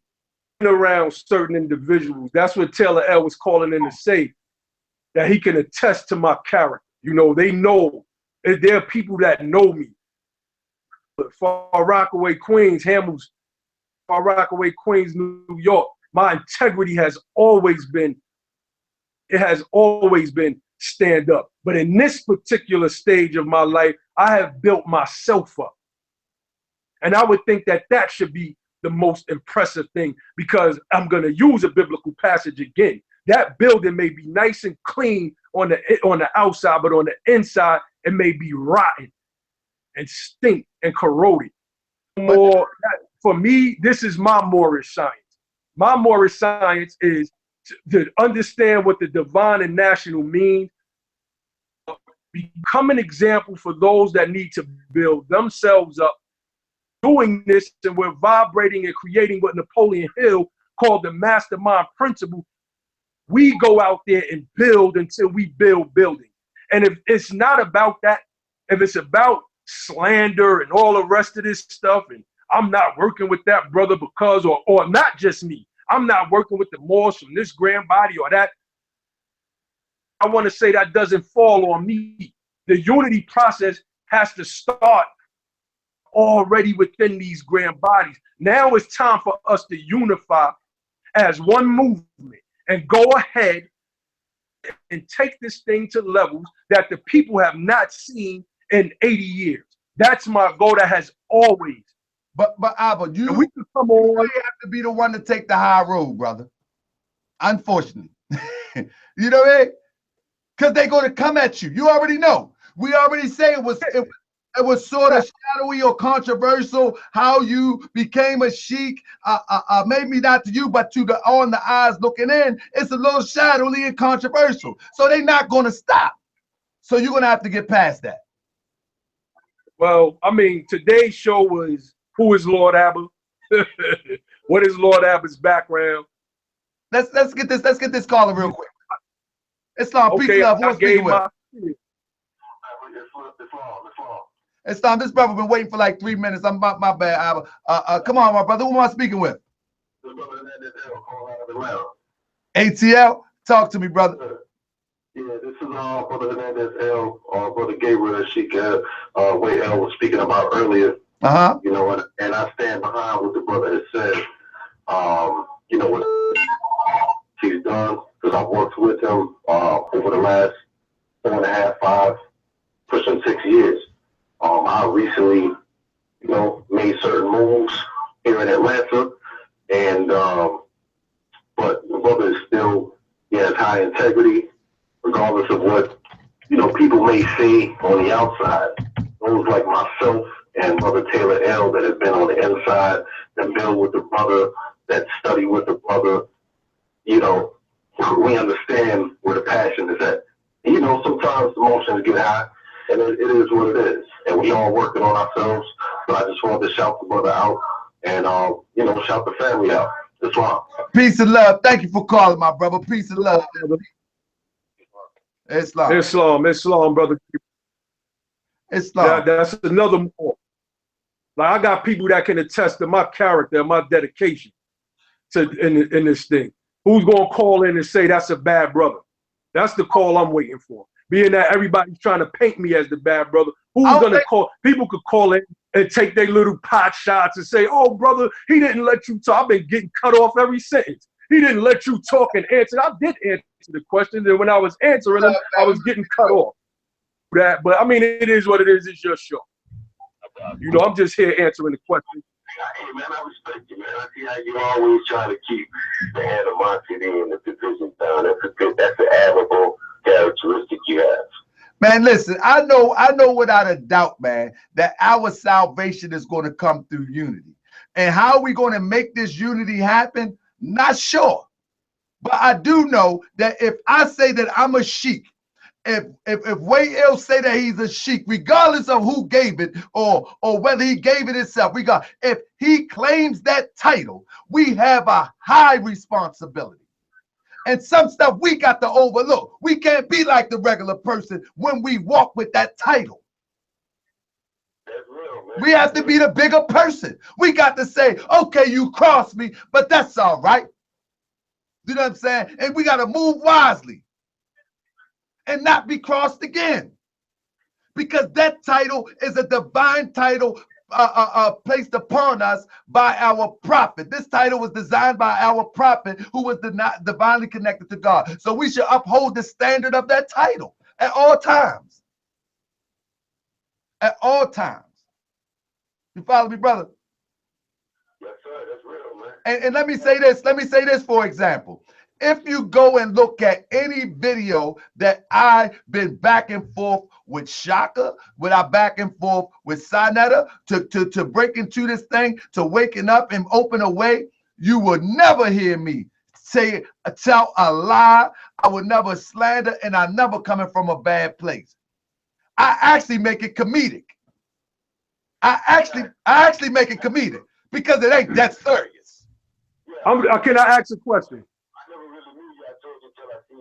Video when you was bringing them together, and oh boy, when you had that American flag in the background, and you was telling you take the flag down, yeah. You don't know what's happening with the flag. Yeah, that's my good brother, man. Shout out to Big Wolf, man. That's my good brother. He that's right. That's right. He. I don't want to deviate off track, but I respect you for that, though. I really do, man. It's a real, you know, to be humble like that and not to be so quick to take such a title like Mr. Abba has taken. Yeah, I just want to see us to come together, man, and live in this thing that's called liberation, man. We need some money, we need some clothes, we need some better homes, we need better schools, and bickering on Facebook or on YouTube ain't gonna get it. But if I got to do this to open up the door with those who think that the Prophet Noble Drew Ali is fake, phony, and not true, then hey, I'll take that. But guess what? I'm gonna do it in love. I'm not doing it from a bad place. I'm good. But listen, I never said, but it was never about weight. It was never about the Prophet Noble Drew Ali. Because one thing, man, that's still a black man that I know factually lived in what we would consider hell for the melanated man. So I'm not gonna never go up against publicly the black man in that sense, because that's why I came directly after Abraham, the so-called father of the covenant, and tried to keep it within that construct. Right. Not go after Noble Drew Ali, because for the time that he lived in, he didn't have the type of tools that we have today to be able to maneuver all through the planet without even leaving your living room. Yeah. I can't really, you know, I can't talk with a man like that. See, when somebody want to put words and try to apply that to themselves, that's what things get a little shaky at, because I feel like, you know, every human got a fingerprint, everybody got a spirit. You're supposed to have your own connection. If you do what you're supposed to do, you're going to directly fall in line. You're supposed to fall in line. The sun don't got to be concerned about the moon don't got to be concerned about the sun. Everybody do what they do. That's unity right there in the individual way. And that's what we shared in Kemet. That's what we showed. I agree, my brother. I agree. Ask the Grand Sheik a question before you slither away. Come on, my brother. All right. Now, I know you called Ty out in the debate and you said you would use the Bible. Now, the last few shows that I've been dealing with Ty back and forth, I've earned respect for the man. So I can't let you just call the man out like that. But since you are... I'm not going to debate the Bible. I would never debate the Bible. That ain't my book. I mean, that's a historical book that was predicated upon history of my people, and some of it is allegorical, but I wouldn't debate the Bible. That ain't, man, that book been all hands up in that. I wouldn't debate that. You can't call it historical. It is partially historical and it's partially metaphysical. You have to know the line that divides the stories. No history. It's no Abraham, Isaac, and Jacob. That's not historical. Brother. You can't say that's historical. I'm telling you. Mythological. That's cool. Listen. That's for another show. That's for another show. Because let me ask you Sheik a question.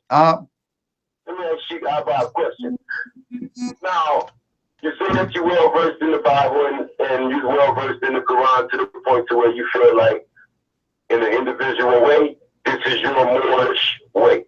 And I respect that. I respect that with you. But what I want to ask is this founded on the Abrahamic covenant, as the Quran suggests that the 613 laws of Moses were actually handed down from the God that you're serving right now? All right, peace and love. When we ain't going to debate this, because you know we can go on and on, brother. I'm going to get you on the show and we're going to talk about this. Brother, won't you email me to harkabear@yahoo.com and let's do a whole show about your conversation. Way-El be gladly to talk about this stuff with you. All right, we'll do that. All right, but he's going to answer right now. Let him answer that briefly and then we'll take another call. Somebody else will call in and then we'll begin to wrap up. Yeah, I mean, I'm not. Say it again? You said you were fixing to answer that? Yeah. I don't know. Let's see what he say. But brother, but email me to harkabear@yahoo.com, brother. Let's get it popped. Because the stance he's taking, I want to see where he at. You know, he's swinging the way he's swinging. I'm just looking where he at. Okay, all right. So let's see what he say. But peace and love, brother. I don't want this to drag this one on like you and I get down. That's why I got to give you your whole show. We got to come on here together with you. All right.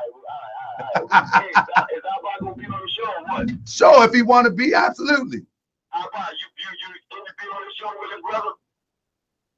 No, I will not. Come on, you're a Sheik. You just said that you stand up and represent what's yours. Why you can't stand up and represent your vision, brother? Hey, bro. I keep coming in the chat. I said, you know what, man? I'm vibing with it, maybe something. But come on, man, Abba, you can't do. That's not right for you to do this after you just talked all the way you just talked on the show. Hey, Abba, he said you stood on that Bible talk, but you want to debate me with the Bible. The brother said that you said, I don't debate the Bible. I don't think the Bible is my book to debate. It's been through too many hands. Hey, look, Abba, listen, man. Whatever caused you to do whatever you're doing and to go the direction you're going, and I ain't got that's you, my brother. If you feel like somebody did you wrong, I ain't coming to slander you. I want to talk about the actual doctrine only. Not Abba personally, not God personally, just the doctrine. I teach from the Bible. Don't get it twisted. But in the case of what me and Abba was talking about, I didn't think the Bible applied because we're two Moors talking from a Moorish perspective. So, but that's just my opinion. The perspective I was talking about when we were speaking, you know, just to pick up and elaborate more on what I was talking about the last couple of shows, Abba can, you know, with his chicness, he can come in with some wisdom and some knowledge and maybe he can set me straight. So, brother, I'm saying you're not supposed to run. You're not supposed to run from this Abba. You don't call yourself a sheik. You're supposed to be willing to step up with the doctrine and convince me, homie. If I need to be saved me. How the hell are you gonna say no? Hey, brother. I appreciate you. All right, peace and love, peace and love. Let me say something. I don't mind teaching from the Bible myself. I have a good time teaching from the Bible, but I just don't think that this forum is a good thing to try to teach from at the end of a show. Is 10:30, because we can go back and forth. We know how that Bible works. We know how it works. But nevertheless, Lord Abba, he said, would you come on the show, Abba? I was saying, no, I won't. Well, somebody wanted to call. Please call in real quick before we sign off, and we'll close out. Abba, will you come on the show? I mean, no. I like how you said no. No, I won't. I listened to the brother, and he took a bunch of pot shots at me, and then he said before he slithered, and you can't talk about low energy and low vibration, because the only thing I did was spoke about my experience in this movement, and I called a spade. Disrespect anybody. Well, it's all good. Point blank, period. Yeah, it's all good. It's not all good. It's not all good at all. But it is what it is. This is your platform, and it is what it is. I mean, I'm here to answer the questions. I knew that it was going to be an intimate platform. When you were asking the questions, I knew exactly who was asking them questions. Nobody asked questions for me, Abba. I'm not a robot, Abba. I'm not a robot, Abba. I mean, if you think I am, then hey, you got a misrepresentation of me, my brother. I'm not a robot, brother. Let me tell you something. There's nobody that controls Moorish World TV but me. Nobody. Nobody. Not nobody. And I say that there's nobody that controls Moorish World TV but me. The question that I asked was the questions in the chat and the questions that concern the people, the questions that I know on Facebook, and that's how I got the questions. And believe it or not, there's not a brother in Ali's men that asked me a question or would speak on you coming on the show. Not in good and not in bad. There's not a brother that said anything about you. Not one brother. I stand to be correct. And looking for a shot. That's a fact, Tahaka. The brother didn't speak good about you or bad about you. I informed everybody that you'll be on the show, you know, because I thought they might have some questions. They ain't say nothing. I actually called Haru Beniciel just in case he had a question. Nothing. I asked him about what you told me. You know what I'm saying? He confirmed what you told me. I told you he told me he made you a sheep. So it is what it is. Who I'm speaking with on the phone? Are you speaking with Negro Science again? Ah, Negro. What's up, my brother? Yeah, it was on a good level, and it still is on a good level. I'm just wondering, me and the Almighty. Turn your TV down. Or your computer. Lord Abba, I hope this ain't the wrong timing, but he talked about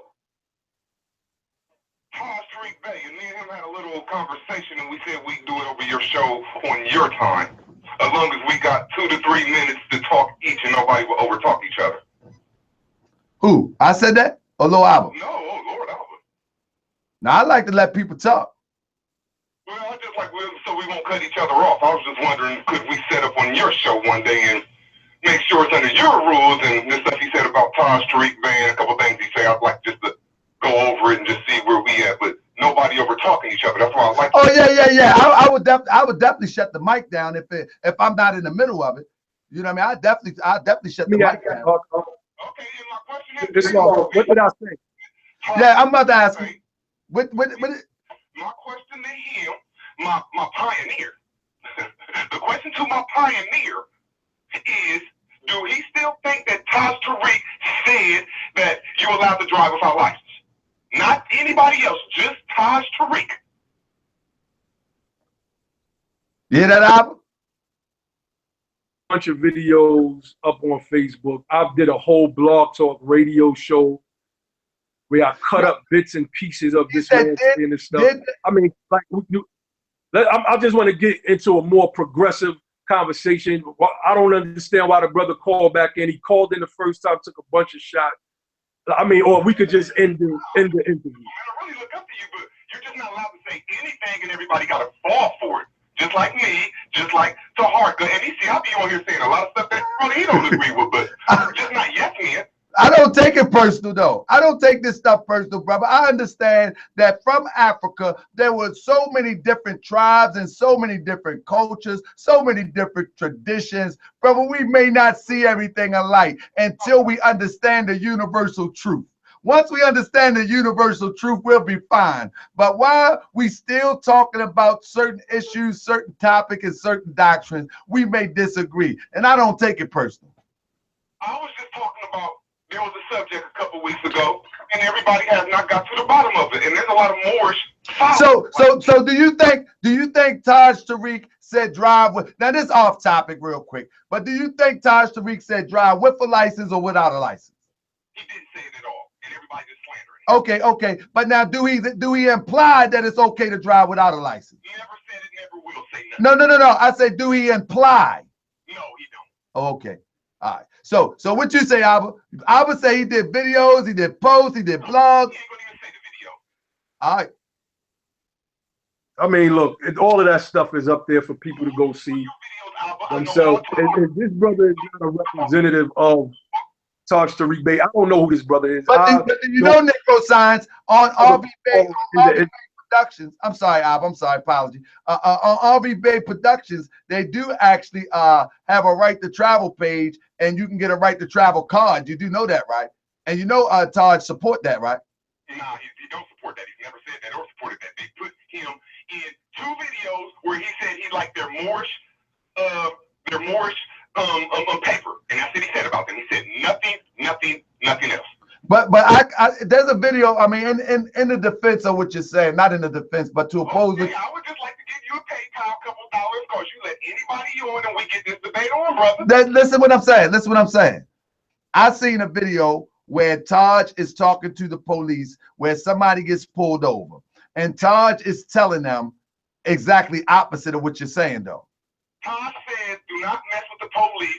Go to court and take it up with the Archbishop. No. He's standing out of the police car. He's talking to the police, and he's telling the guy that you don't have to show him anything because he needs a delegation of authority. It's a video on YouTube. Okay, if you're seeing that, I mean, when next time I call in, I bet you'll have it. Okay, I'm going to save it for you. I'll save it for you. No problem. But tell Abba, I love him, man. I'm not hating on him. That's crazy. I like that guy. No, really like him. That's right. Abba, see, Abba get worked out. See, Abba from. We all come from. Abba from NY, man. Abba from NY, man. He ain't got that something comfort. No, I'm playing. I got worked up for tonight's show, actually. Yeah. But I just got worked up for tonight. Peace and love. But guess what? Abba gonna watch how I move. I'm gonna watch how Abba move, and we're gonna work it out. It is what it is.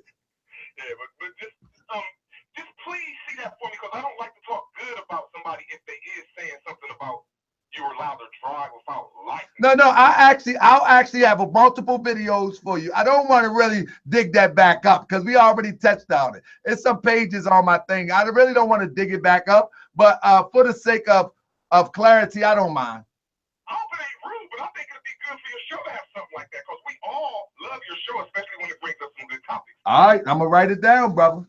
Next week we're gonna talk about what you want to name the show. What you want me to show you? I just want to say, if people are serious, they should put some money in your PayPal info. I'm just like, because it is a good show, so I can go from there when I put some money in your PayPal and then we talk.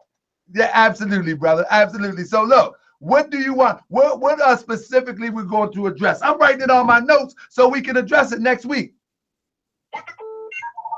Say it again. What the crowd wants? Just look on your chat line. No, I'm talking about the Taj Tariq right to travel demonstration. What was the topic? Did Taj Tariq say if there was a right to travel, or is it just R&B Bay putting him in it? Okay, or drive without a license. Okay, and that'll just be a topic amongst many. We'll address about 5 or 6 of them. All right. That's what's up. Thanks for even thinking about it. No problem, brother. I'm about the truth. I ain't about emotionalism. I'm good. I know. I just like I'm a happy guy. You know what I mean? We just want to let everybody else to know that. Islam, my brother. I appreciate you, my brother. Keep sticking around, brother. Like I said, I hope you're here when you see this show go up, it's going to say something concerning a right to travel next week. Oh, I'll have you subscribed. All right, peace and love, family.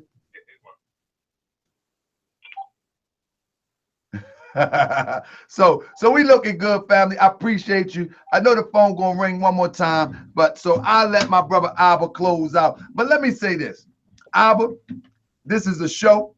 I don't know if I said it was gonna get heated, but I alluded to that this is that type of show. You know how it is. You know who you are. You know who I am. You know what I mean? And it is what it is. But this is not personal. You know what I'm saying? You talking about Abba, I have some opinions as the host, and that's just what it is. But brother, nothing was intended to carry somebody's message to you. This was to reveal to the people what's what. You are very influential. A lot of people know you. A lot of people look up to you and follow your scholarship. A lot of people disagree with you and dislike you. So this show is not going to be a skip through the lilies, so to say. But it's all good, brother. You my brother to the end. It is what it is. And you can throw a pop shot at me later. Guess what? We're gonna make up. I might catch you in Atlanta and come around the corner, poof, pop you. You might come in Baltimore, come around the corner, poof, pop me. But then we're gonna embrace it. Then we're gonna build this Moorish world. It is what it is. Peace and love, family. Last caller. Who you want to speak it with? This is K. Kerwin-Hill calling from New York, Queens. Queens Bridge in the house. I mean, what they used to say? Bridge. Now is that Beachwood? My fault. I don't know. I'm off. What's going on, brother? No, I'm just calling up here to big up Lord Abba. Yeah, there we go. We need that. First people who I heard speak on Moorish science before I even got involved in the movement. He was the first person I watched take abuse on Cyaneta's couch for the movement before I heard of a lot of other people. So I salute him for everything he's done. And that's all I gotta say.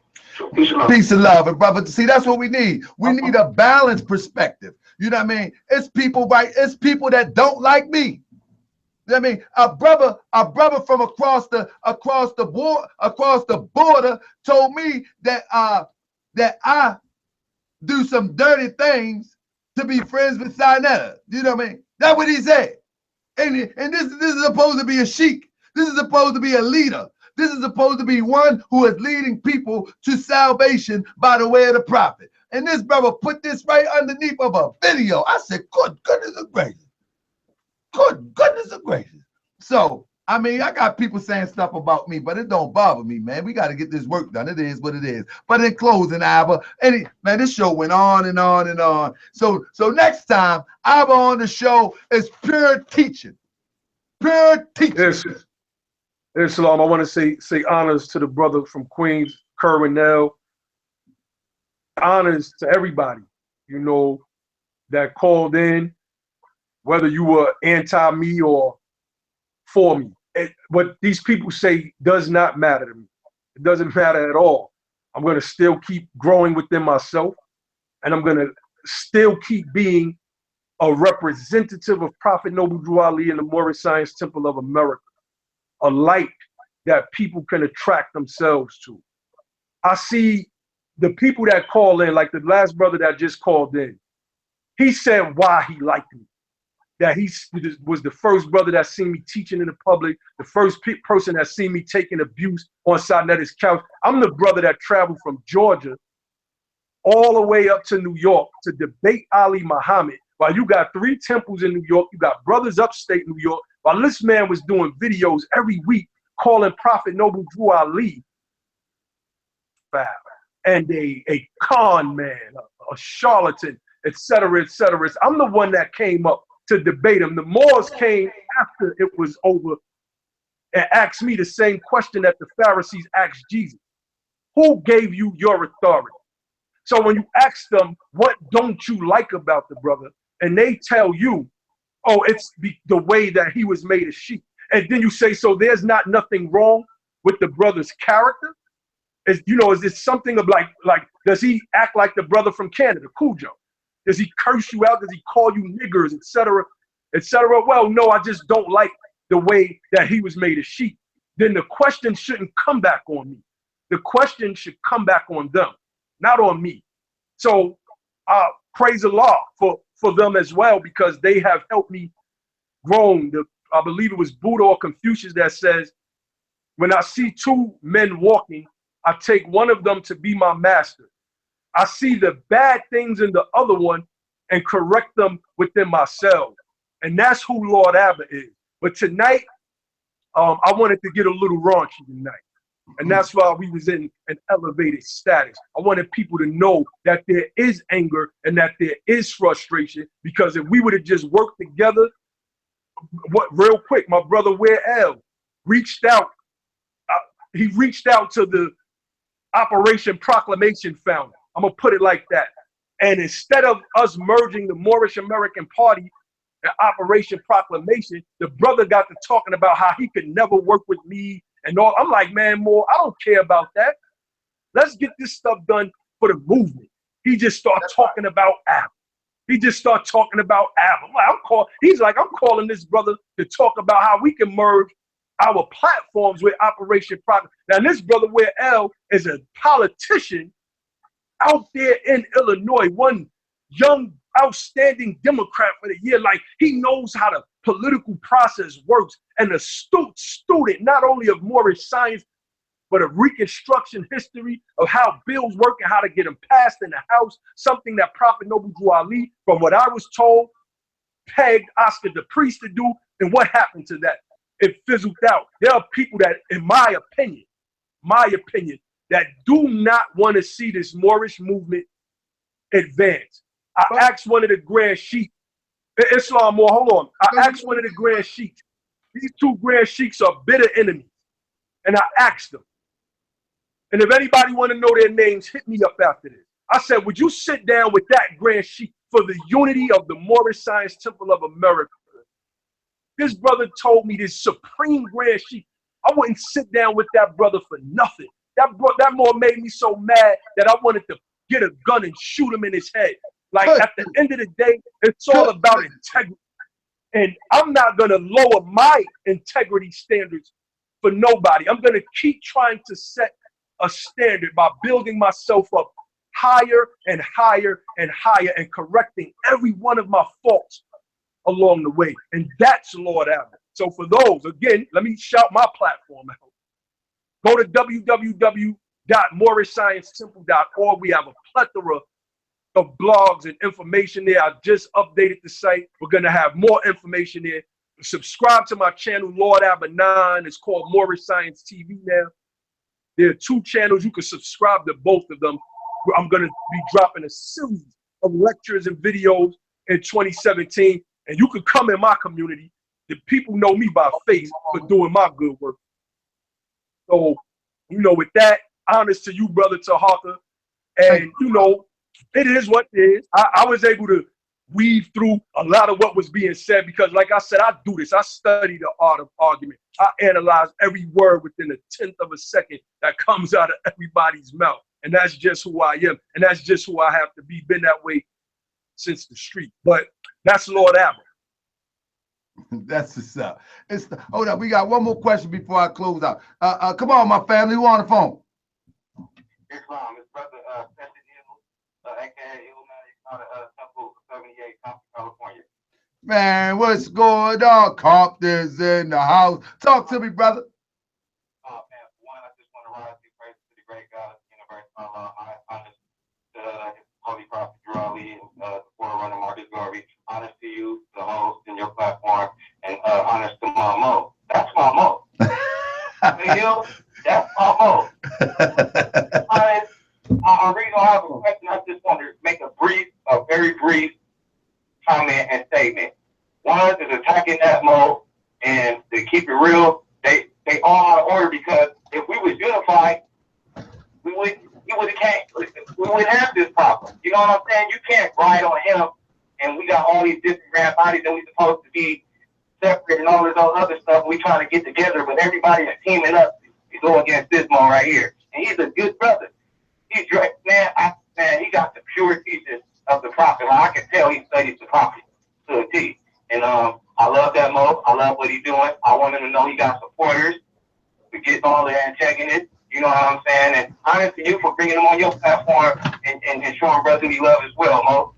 Man, once again, I want to keep it brief. I just wanted to share my love with that, Mo, because I know sometimes when you're facing the fire like that, you need to know you got people who will ride with you and stand on your side to give you strength so you can, continue in that battle.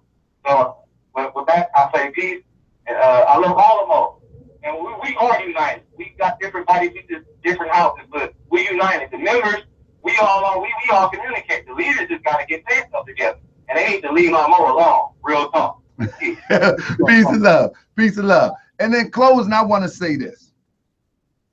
The more that we focus on what has been done, what has been said, who are against us, that's less time that we'll have to spend on getting this thing right. We got to stop being so sensitive and stop taking it so personal. If guys, women, sisters are off their square and they coming at you sideways, it's okay. It's going to happen. It's okay. But with that, I want to read from chapter 3. I'm going to read from chapter 3. Elihu's lessons, the unity of life. I want y'all to listen to this.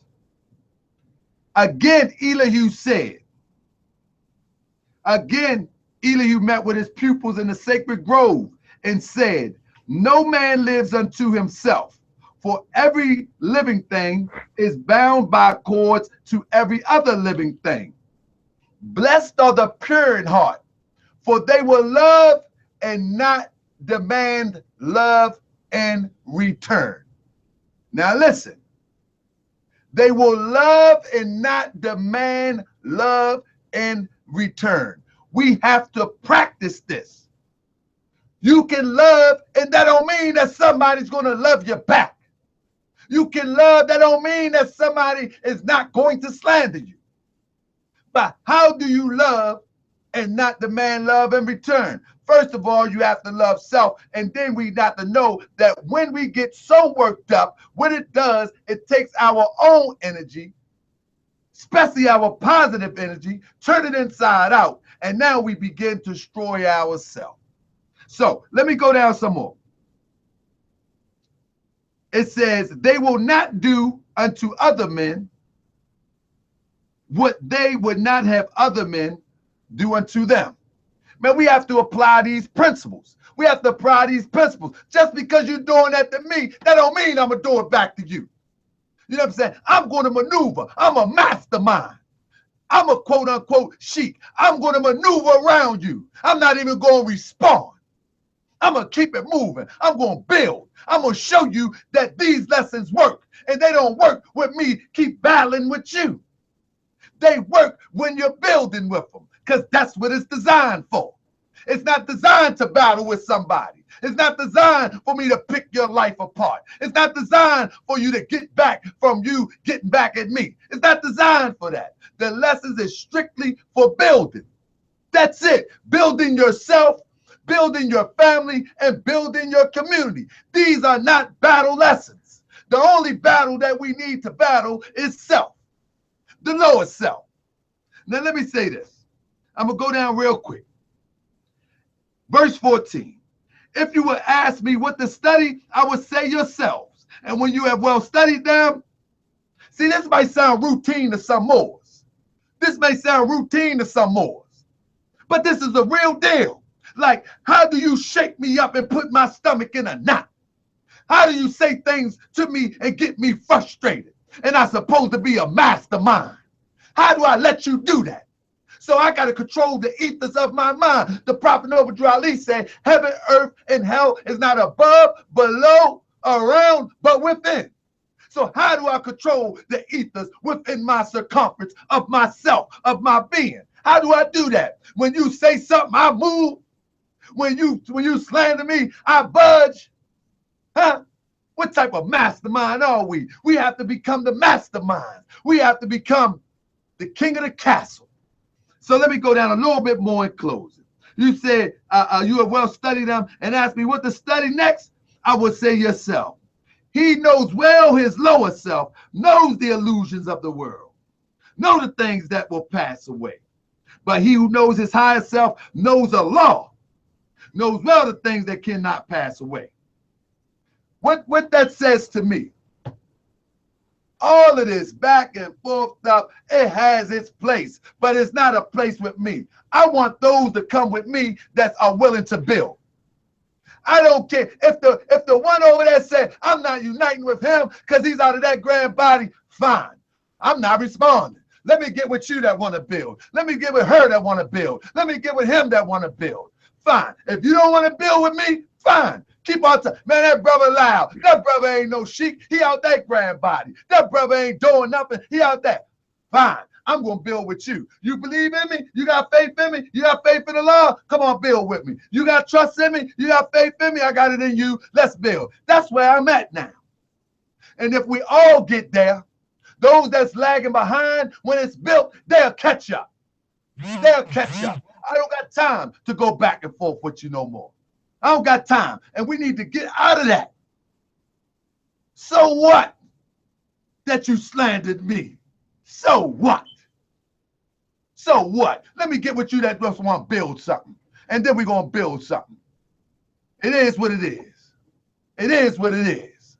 You know what I mean? If you're not building up, this is the age. This is the electrified age.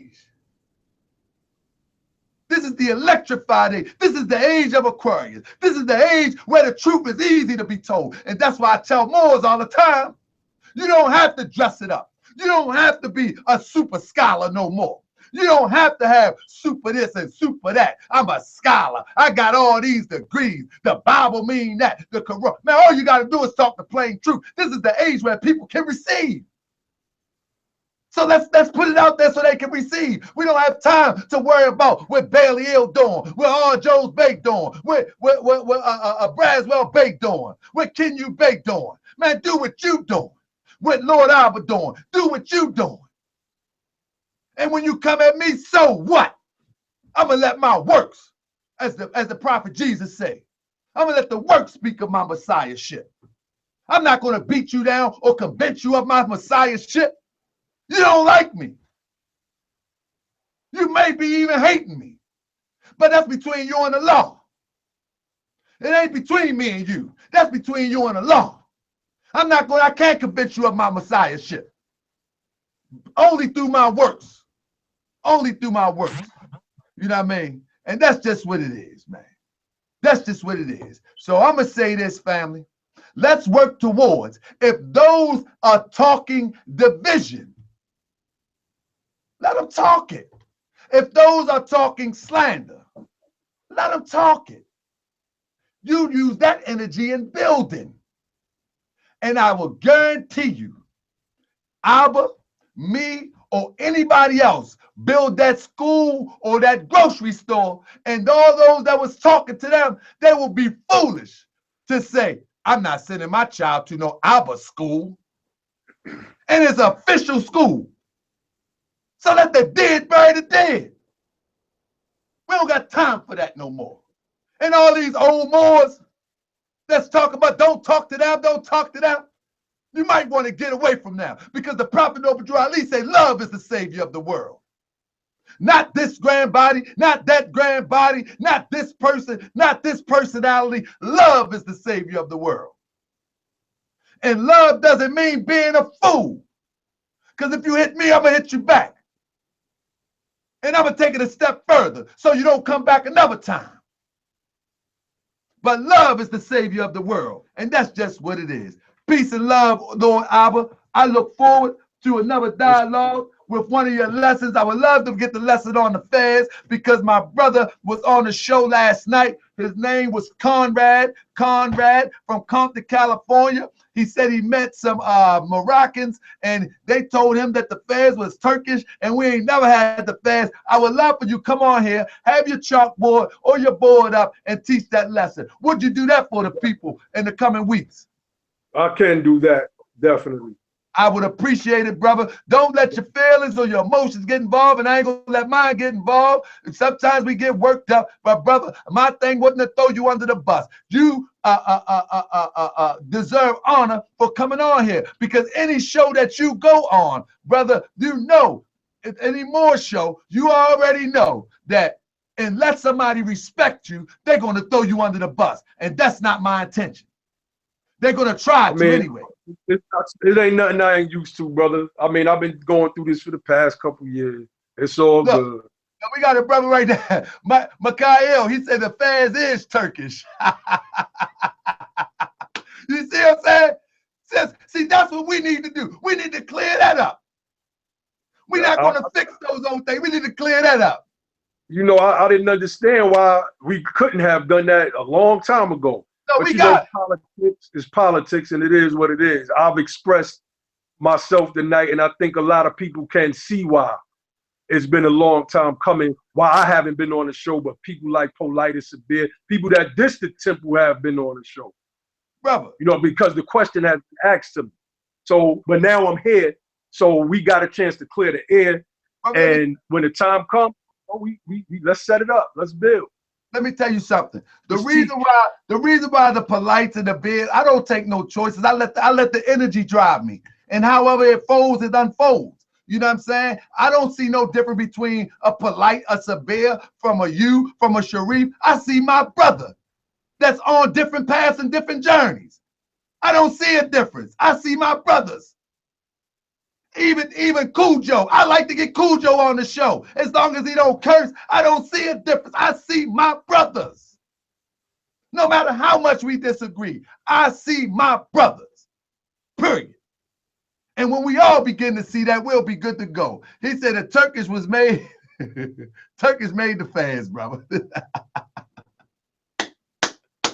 Brother, peace and love, family. I'm up out of here. It's 11:09. This was a long show. Again, Abba, honor, peace. I appreciate you, brother. And I will definitely be hitting you up so we can do this fans show. Because they in the chat talking about the fans is Turkish, bro. Peace and love. It's all good. We'll straighten them out. Peace and love, more. Peace and love, everybody. Peace and love. Peace out the chat. Peace and love, chat.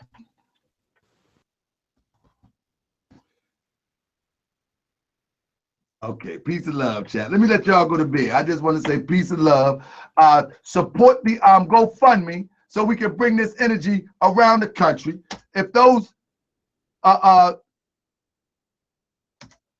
in here support the Moors, man, $5, $10 don't hurt.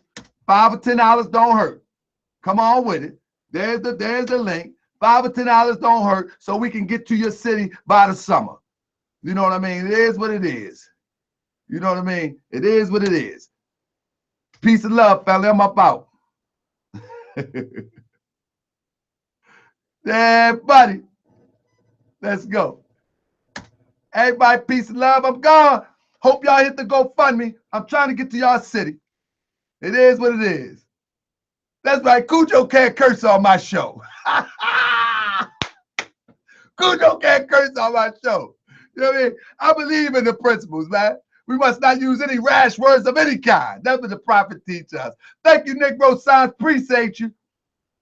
Appreciate y'all, man. Dawood Jones. One love. I'm going to try my best. Appreciate you. He's still talking about the fans. We're going to do a show about the fans, all right? All right. Quincy Robinson, I'm about. Thanks for everybody who donated. I appreciate y'all. Peace and love. I'm gone.